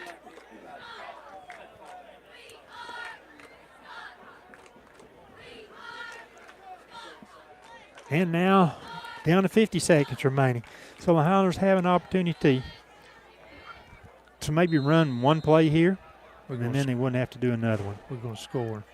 Okay. Thanks, Woody. That's what I was hoping you'd say. Strunk rolls out with a football, has a block out in front of him, steps in across the 35 to the 36-yard line where it'll be a First National Bank and Highlander first down. Do we take the timeout? I think so. No, there's an injured Anderson County player. Slow to get up, but does manage to travel off the field under his own power. Should be at the line ready to snap. 23 seconds to go to the end of the game. Strunk from the shotgun. Has twins left, twins right. Brady loads it straight down the middle, off the helmet of Nolan Cotton. It's an incomplete pass, and that will pretty much be finish this game as the clock just winds its way to all zeros. and the Anderson County Mavericks make the trip to Highlander Field tonight. And they defeat our Highlanders 56-13 the final. Anderson County 56, our Highlanders 13. First trip back to Highlander Field for Anderson County head coach Davey Gillum since he was the head coach here at Scott High. So our congratulations to Anderson County Mavericks. They had the number 1 seed secured, and we wish them good luck as they enter into the playoffs. The Highlanders, meanwhile, we finish our regular season. We're 0-10 on the season. 0-10 on the season for the Highlanders. And it has been an incredibly tough year for our Highlanders on top of another incredibly tough year. Yes, it has been. And I salute the young men. There were games that we know that they didn't look particularly good in. There were games that we know that they came out and competed especially hard in and had a chance in those games to be able to pick up, maybe not the win because we trailed big, I think, in all of our games at halftime. But what I do think is that the Highlanders have been able to – did you get one of those men? Okay. I'll give you spare them. So the Highlanders conclude the regular season. Second time in Highlander history that we have gone winless in a season. Don't ask me when the first time was because I'd have to look it up. That requires a lot more work than I'm ready to put into it right here. But final score once again, Anderson County 56, Highlanders 13. Let's take this extended break. When we come back, it's our final Highlander post game of the season. First National to me it's a core memory growing up, and it is something that's always been a part of my life. We renovated this building and opened this business. We were looking to source as much as we could locally, and what is more local than First National Bank of Oneida? First National Bank is very involved with a lot of the local community events and supporting of businesses. We've seen them involved with the fair and the sports locally and other things that I think is just indicative of the local community being supported by the local bank.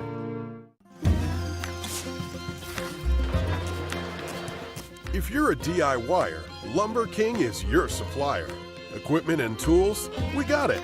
Paint and cleaning supplies, we got it. Rugged apparel and lawn care, we got that too. Visit us at 20359 Alberta Street in Oneida, Tennessee to make all your DIY dreams come true.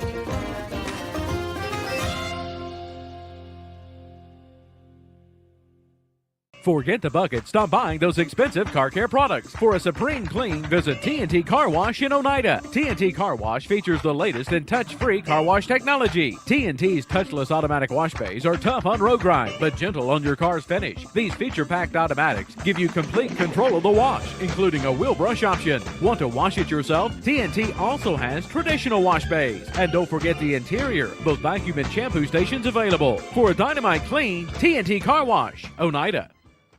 El Rey is Scott County's home for great Mexican flavor. Located in Oneida Plaza, we're just up the sidewalk from Walmart. From our fresh chips that are made daily to our chicken or beef fajitas that are big enough to share, El Rey uses the freshest ingredients to serve authentic Mexican dishes that will be a hit with the entire family. Stop in before the game on Friday or pop in on Saturday and watch college football on one of nearly a dozen screens while you eat. That's El Rey Azteca, open until 9 p.m. Sunday through Thursday and 10 p.m. on weekends. Welcome back to Highlander football, the conclusion of the Highlander season. And for the first time all year, I think we're going to turn the lights on after the game so we can see. And Woody's got a lot of numbers that he's working on to add up there. Our Highlander postgame includes a recap of scoring, our statistics for the night, a look around at what's going on from a playoff standpoint, and more as our Highlander postgame begins right now. We'll start with the scoring summary for the game. First touchdown came on the very first play of the game for Anderson County. It was Walker Martinez throwing a 65-yard touchdown to Zeke West. The Chris Nelson point after made it 7-0 in favor of Anderson County. We move about 2.5 minutes deeper into the game. This time, Anderson County's Nick Moog on a 5-yard scoring run. The Nelson point after increased the Anderson County lead to 14-0. With 1 minute 16 seconds left in the first quarter, Walker Martinez tosses an 8-yard touchdown pass to Zeke West. The second connection from Martinez to West. The Nelson point after kick also good. It's 21-0 in favor of Anderson County at the end of one quarter. We move into the second quarter. With 11:29 to go, Martinez again, this time connects on a 51-yard scoring pass to Brandon Miller. The Nelson point after kick widened the AC lead 28-0. Third touchdown pass of the game by Martinez, by the way. With 9:44 remaining in the first half, Martinez this time loads it up, tosses a 66-yard touchdown pass. It's a pass, catch, and run to Nick Moog. The Nelson point after kick made it 35-0 in favor of Anderson County. They had to score enough so that they would have the running clock in the second half. With 7:50 to go, first half, Martinez throws his 5th touchdown pass of the half. This one to Braden Miller, covers 17 yards. Nelson's point after made it 42-0. And then with 4:51 left in the first half, Walker Martinez tosses his 6th scoring pass of the first half. This one a 37-yard strike to Israel Small. The Nelson point after kick made it 49-0. Halftime score in favor of Anderson County.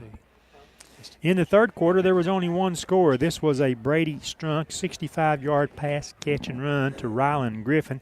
The Hugo Henry point after kick made it AC 49, Highlanders 7. Then with 3.5 minutes to go in the game, Brady Strunk, this time an 18-yard run, scoring himself. The 2-point try by the Highlanders was no good. It was 49-13. And then Anderson County with the last score of the game. That's a Waylon LaRue 22-yard touchdown run. The Valero point after kick gave 7 more points to Anderson County as they defeat our Highlanders tonight, 56-13, our final score. For the Highlanders, our overall record on the season is 0-10. First time that's happened since 2001. And the Anderson County Mavericks, they complete a perfect season. They are 10-0. They had the number 1 seed coming out of Region 2 4A football. And they'll be at home 1 week from tonight to take on Seymour in the first round of the state TSS playoffs this season. So our congratulations to Anderson County. For our Highlanders, we'll talk more about that in just a little while. Woody's working on numbers, and while he does that, our committee has selected a couple of players that we will have that we'll mention right now. Our First National Bank player of the game, Luke Bowling. Luke had a really hustle-type game there in the first half. He was sort of all over the field defensively and had some carries in the first half. Our Trophy Masters lineman of the game, Jace Cloyd. We want to thank both our sponsors for player of the game and lineman of the game. Trophy Masters, Tony Duncan, giving T-shirts to our linemen of the game, both Highlanders and Oneida Indians, and First National Bank sponsoring our player of the game and first down sponsor this season. So we appreciate both of them and all of the other 14 or 15 sponsors that we have on the IH Sports Network. Without you, we would not be able to bring live coverage of Highlander and Oneida Indian football through the course of the season. By the way, the playoffs start next week for the Oneida Indians. They will be on the road. Oneida will travel to Hampton. Oneida, a 4 seed, traveling to Hampton, a 1 seed for Region 1. So we know that game will be next Friday night, local time, 7 o'clock. And once again, let me tell you, when you go to the playoff games, at the gate, it costs $10 to get in per person. And that's child, that's teenager, that's older adult, $10 per person.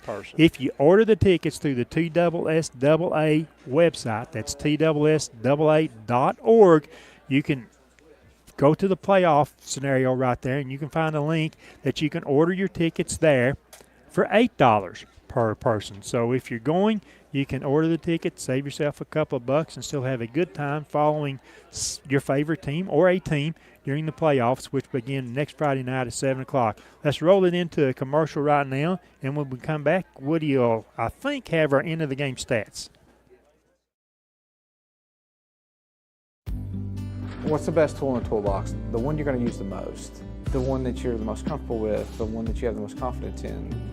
It's the same way with banks. You're going to use the bank that you're most comfortable with, the bank that you have the most confidence in, the bank that you feel very comfortable in going talking to a loan officer and asking about a mortgage or presenting a business plan and getting a straightforward answer.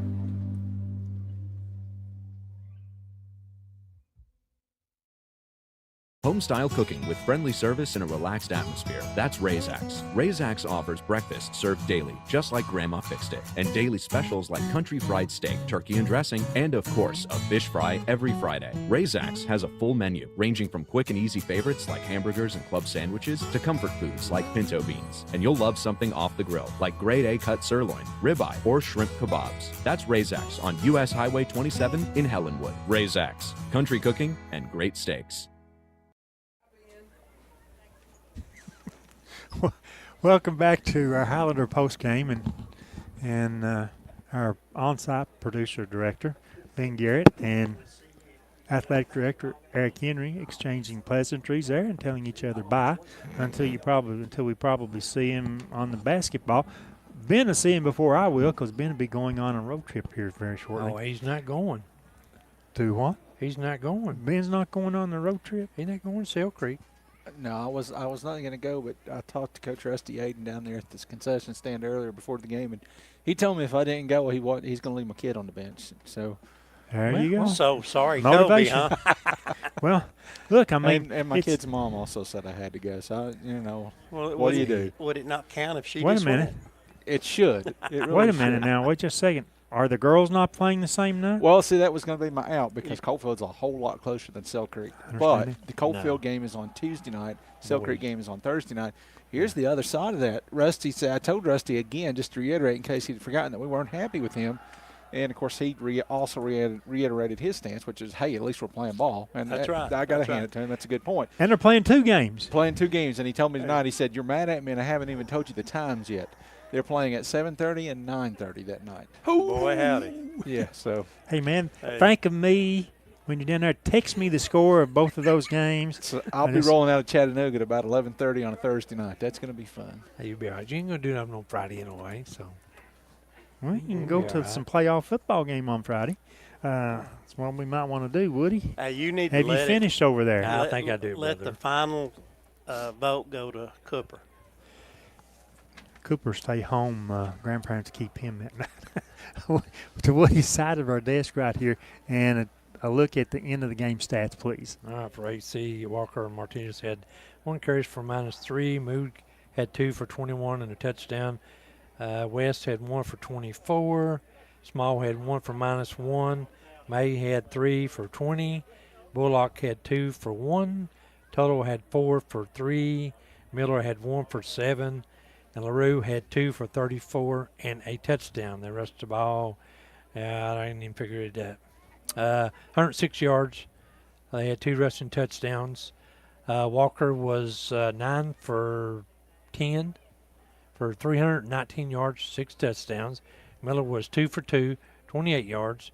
And Bullock was 1 for 1 for 10 yards. They was 12 out of 13, 6 touchdowns, 357 yards. Total offense of 463 yards. Let me interject right here. I could easily figure out Walker Martinez's completion percentage tonight. It was 90%. He beat his season average by 18%, or 18%. They had 17 carries for that. For the Highlanders, Rustin Brady Strunk had 21 carries, 143 yards, 1 touchdown. Alton Whaley had 3 carries for -5. Ryland Griffin had 2 for -3. Ethan Anderson had 1 for -10. Landon Crabtree had 1 for 2 yards. Tommy Fitzgerald had 1 carry for -1. And Luke Bolden had 3 carries for 1 yard. We rushed the ball 32 times, 127 yards, 1 rushing touchdown. Brady was 4 out of 14, 108 yards and a touchdown. Ethan Anderson was 1 for 1 for 25 yards. We was 5 out of 15, 133 yards, 1 touchdown, total offense of 260. Receiving, Landon Griffith had 1 for 25. Hugo Henry had 1 for 10. Rylan Griffin had 2 for 68 and a touchdown. And Dawson Spradlin had 1 for 30. Well, that 260 total yards the Highlanders had offensively, 220 of that came in the second half. And I will not discount the fact that Anderson County had subbed down to their 2s and 3s possibly there. But it's the fact that you still come out and compete no matter what other 11 is on the other side of the field from you.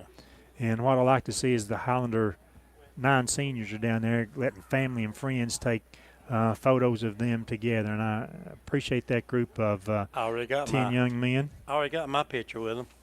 Yep, and you showed that to me earlier, and people didn't realize that. You could have just sent those to them. I want to recognize the Highlander senior football players. Brady Strunk, Nolan Cotton, Elijah Fletcher, Will Russ, Colton Newport, Will Young, unable to be here. He had knee surgery yesterday. Gavin Terry, Landon Crabtree, Clayton Carroll, and Adrian Stanley. And that is a good group of 10 players that, honestly, they call your name. They seek you out to talk with you. They're a very friendly bunch. It's so bad that Will Young couldn't have been here tonight because he's just been a high point in your day whenever you'd run into him and talk with him out here. He would have made some difference in this team this year, I believe. He certainly would have. Let's see. Before we get into our final goodbyes right here, let's look at scores of teams of interest and particularly playoff interest and see if there's anything that particularly jumps out at us tonight. I mean, first thing I can say is for Woody, it was Maryville getting a victory tonight. Yeah, and poor old my poor Campbell County team, that was ugly. Maryville, I didn't expect that. Maryville defeats Bradley Central 48-13, and I wish you could have seen Woody on the horn with the sports editor down there at the Daily Times wanting him to pull that editorial that was supposed to run on Sunday. He said he's getting on Campbell County. Yeah.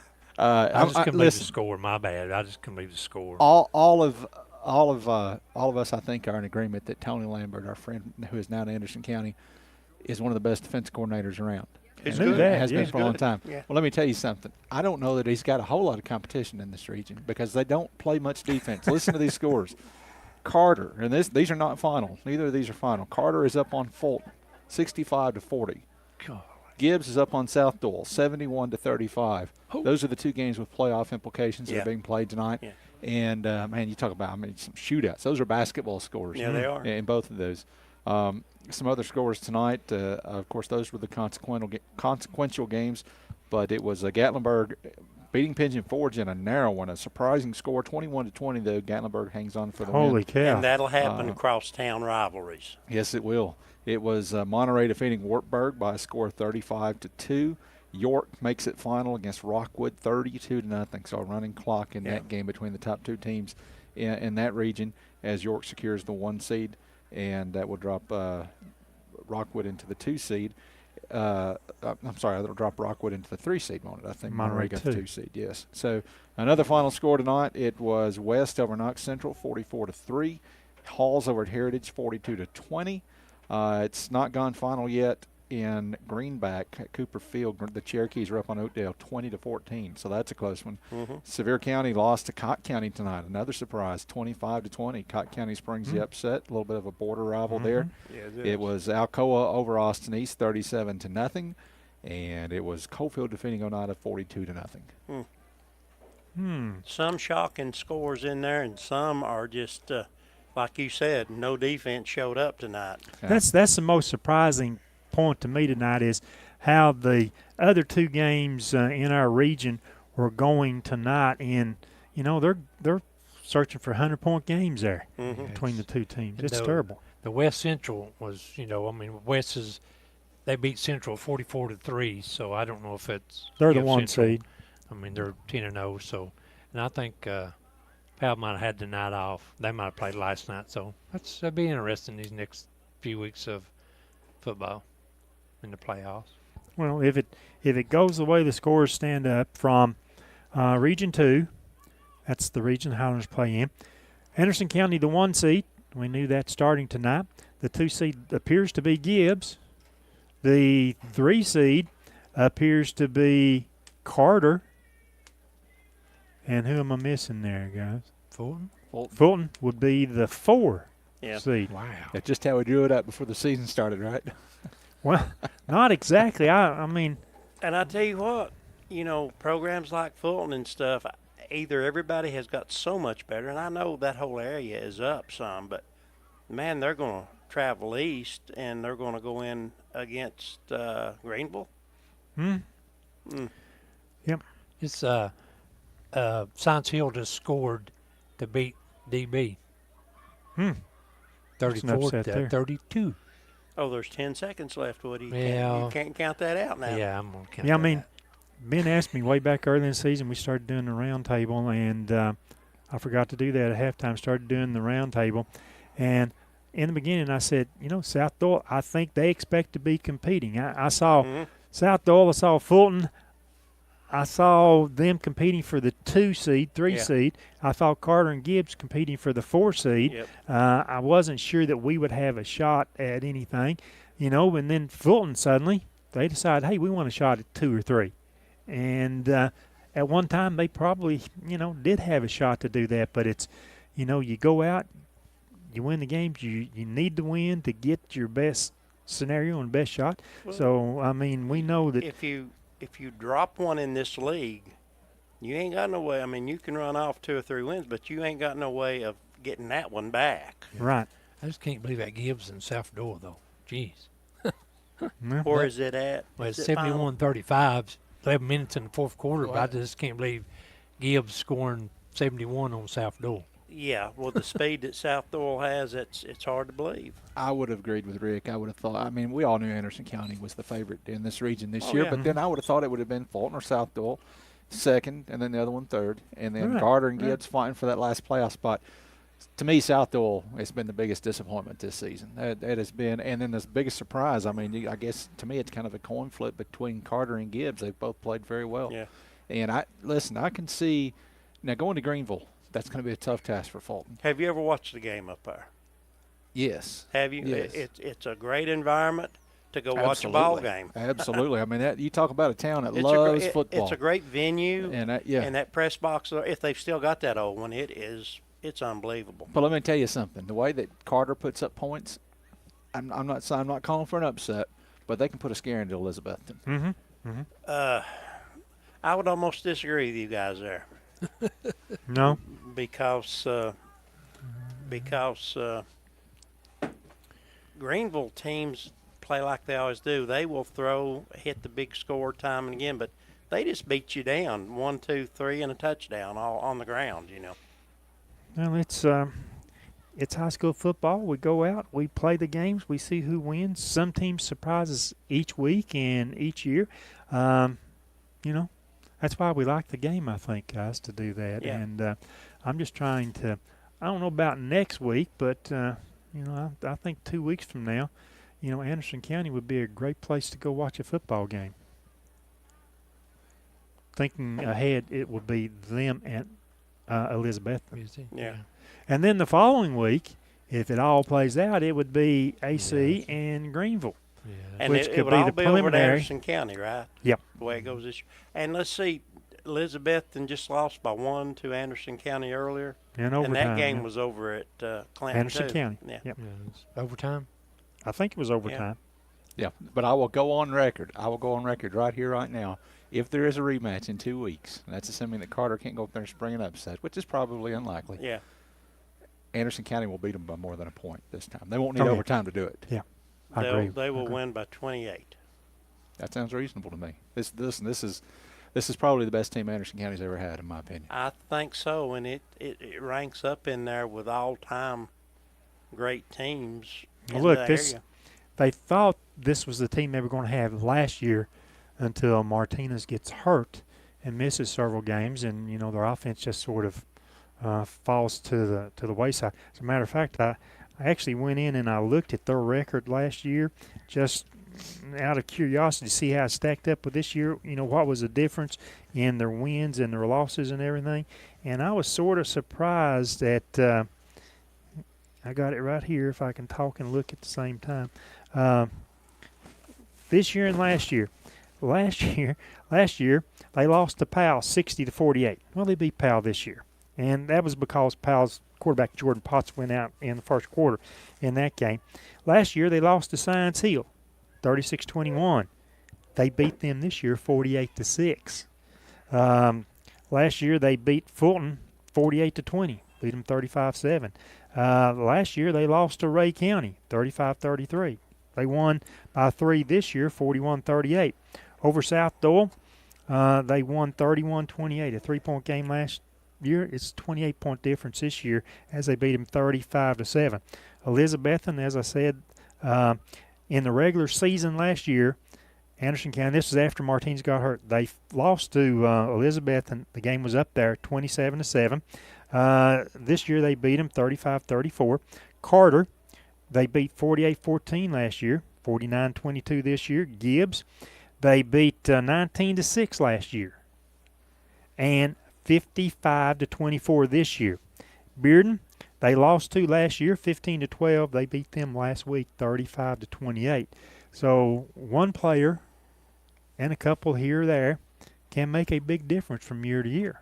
And don't discredit the impact of bringing Coach Tony Lambert Well, I on was board. just getting ready to ask you that, Ben. Now, it's hard to say because a coach coming in, changing a little bit of how he disguises some coverages and stuff like that, some of his pressure blitzes. But the coach, we know Tony is such a good defensive coach. But you can tell by looking at them, they've got a little bit of maturity. They're seniors and juniors. They've grown. They've been in the weight room. They're stronger, and I think every one of them was pretty fast. Well, we didn't talk to it. I think John Chadwell is still like a co-defensive coordinator with Lambert at Anderson County. Yeah. I mean, so we can start naming names, you know. David Gillum, the head coach here for 3 years. Tony Lambert, the head coach here for 1 year. John Chadwell was the offensive coordinator over here under Coach Gillum. You know, you start tying these things together there like that. I mean, we know these guys more than just in passing. I mean, we can have a sit down with them, have a nice long conversation. But that leads me to this. Ben Garrett, what's happening on the IH Sports Network between now and next Friday? Well, starting off tomorrow, we're going to be at Campbell County. Tim Smith is going to be at Campbell County, I should say. I'm going to be at Neyland Stadium.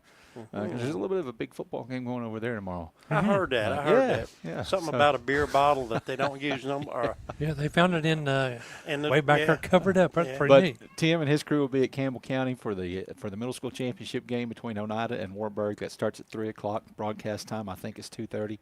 And then, of course, Monday night, Rick and I will be up at El Rey for the round table at 6 o'clock. And we'll have our usual. We'll have hopefully, not confirmed, but hopefully we'll be able to get our player of the game on there, which is Luke Bowling. And I think our cheerleader representative Monday night is going to be Gracie Gray. And also joining us Monday night, Rick's got a legend of the game. We won't reveal him just yet, but he's a good one. And so he'll be there to talk with us. And Coach Jake Wright will be there to talk about his Lady Highlanders. So that's going to be a lot of fun. And then, of course, we'll have our usual guest from Oneida as well on there. Is it wrong for me to ask about the following Monday night? Are you going to try to bring in some coaches to talk? The following Monday night will be our final roundtable of the football season. Then we'll take a couple weeks off and pick it back up after Thanksgiving once basketball gets rolling. We don't have the schedule quite made out for that yet, but hopefully we'll get the football coaches on there and get some thoughts on the season. Yeah. And we'll have a couple basketball coaches on there. There you go, yeah. Coach Marv West from Oneida, Coach Rusty Aiden from Scott High will both be there. So, big couple of next Monday nights at El Rey. Sounds like it's going to be good for IH Sports Network. I can't tell you who it is on Monday night, but come up to El Rey's. Be there to follow the show from 6 to 8, and our legend of the game coming in about 7 or so whenever we get to him, and one of the best that's ever played the game. And I ain't gonna say word, but has not had the opportunity to come around Scott County a whole lot because of his job. And once again, we'll talk about all that. So Well, I could see there might be a fair crowd up there, so I'll try to get there early. there you go. There you go. There on that. Drinks are on Ben. Yeah. All right. And I'll buy you a drink. yeah, Absolutely. there you go. There you go. Absolutely. And also, 1 week from Did I tonight, get refills on that water? Well, I started to say it depends on what you're drinking whether you get refilled. and a week from tonight, it'll be audio only. But Tim and the guys, they'll be up at Hampton. I heard them say that they were leaving like 2 days before that, and they were charging the hotel rooms to Ben also. But anyway, that 1 week from tonight, game time 7 o'clock on the IH Sports Network, audio only broadcast, and probably that will also be picked up locally by WBNT. Yeah, and I heard that now you're worrying me a little bit because Kevin Akers, I saw his text message to his crew, and he said they were stopping for steak and shrimp on the way up. So am I getting the bill for that too? Ooh. Man, Well, look, man, you know that much. If you do, it's your own fault. Mm-hmm. Hey, let me tell you something. If they're willing to make that drive on a Friday night up to Hampton, and I hadn't even looked at the weather forecast. It's not been really cold yet, but typically that first weekend in November up there, it tends to be really, really cold. That's in the mountains. I mean, if right here, at game time at 7 o'clock, if the temperature, I'm going to say next Friday, the temperature here might be 60 degrees. Up there, it's going to be 50. And, we want them to go up there and do well, but I'm going to tell you, Hampton is a really, really good football team. Hey, I want to tell you something, Ben.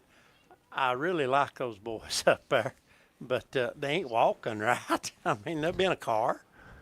They will be in a car. On mule, something, Well, actually, it's a van. A van, that's right. They've got their van. They've got their broadcast van that they have been using for more years than I can count on both fingers. Hey, Ben, for years I've been telling these two we need to go out and find us like a 1973, 74 hearse, and paint it up scarlet and silver and go to ball games in it. But they just don't want to do it. Nah, I don't think so, brother. No. Oh, well. Everybody else they're going to get their final say right here. We're sort of running ahead of time because of the running clock in the second half. But one of the most important things, I want to thank the sponsors all season long for bringing you both Oneida Indian and Scott Highlander football. Without our sponsors, we wouldn't be here each and every Friday night. And when you go out and visit these sponsors, many of them are retail merchants. When you go there, when you step in, thank them for being a part of the IH Sports Network so that we can follow these young men, young ladies. Sometimes you did have soccer, 1 or 2 games in the fall season for girls soccer. And so, thank those sponsors and tell them how much you enjoyed being able to watch the game tonight or to watch it tomorrow or next week as many times as you want to. They're all out there, and they'll be out there in, what do you want to say, perpetuity, almost forever. And so you can watch them. Not only that, you can watch the round table on Monday night, same thing. They're out there in perpetuity, and you can watch them. And I watched of the round table, I'll watch 15 or 20 minutes, and later that night, after the news goes off between 11:30 and 12, I'll watch another 30 minutes of it. I get it all in every week. Hey, brother, and I don't know if our mom would want you saying words like that, perpetuity stuff. Well, she's not listening right now. Can't never tell. Yeah, but anyway, remember the sponsors and thank them. Let's start down, and I want to thank Greg Mon, Absolutely, who has really, really, really given a lot of time to the project of the IH Sports Network and our coverage of football. So, Greg, you don't have to text me, Hey, Greg has gave so much help to you, Ben, that in a way he makes this all happen, doesn't he? Well, he absolutely. I mean, Greg has been the technical guru. We started out doing this thing last year on using iPads for the production end of it. And we were struggling with that. I had this bright idea. I went down to Upperman and saw the Upper Cumberland Reporter down there, and they're doing it on iPads, and they pull it off. Somehow or another, they pull it off. Well, it wasn't working for us, and you remember the Coalfield game last year, what a struggle that was. Mm-hmm. Yeah.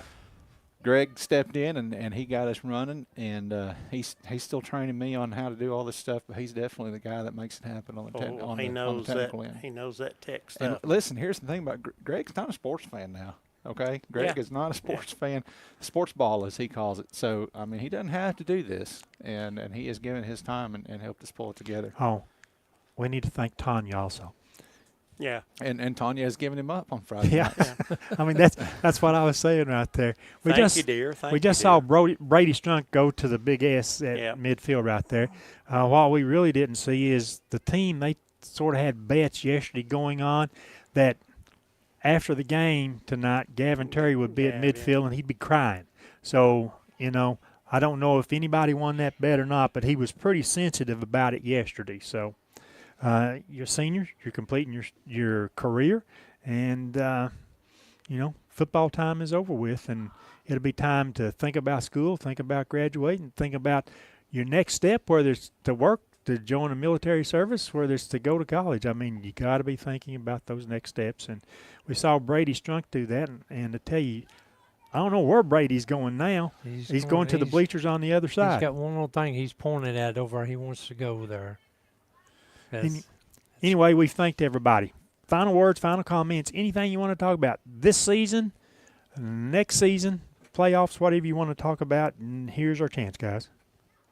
Gang, I've enjoyed it. I hate it for these seniors, but they played their backsides off every Friday night. I want to thank the coaching staff that we have, the effort they've put in these kids, because they didn't lay down none. I mean, we took some hard thumpings, but I'm proud of these kids and everybody, and thank the crowds that's followed these kids, because we've had some good crowds everywhere we went. Yes. And like as I always say, you see these kids, tell me they do a great job, because they have, and the coaching that we have. I wish we had more, but we don't. But that's just the way life goes sometimes. So, I've enjoyed it, gang, and hopefully God's willing that I'll be here next year. Hey, guys, I want to tell you, I've been thinking, every time a senior night comes along, I think back years ago, and I've been thinking the last couple of days about a lot of the people that were here in the very first years of this program.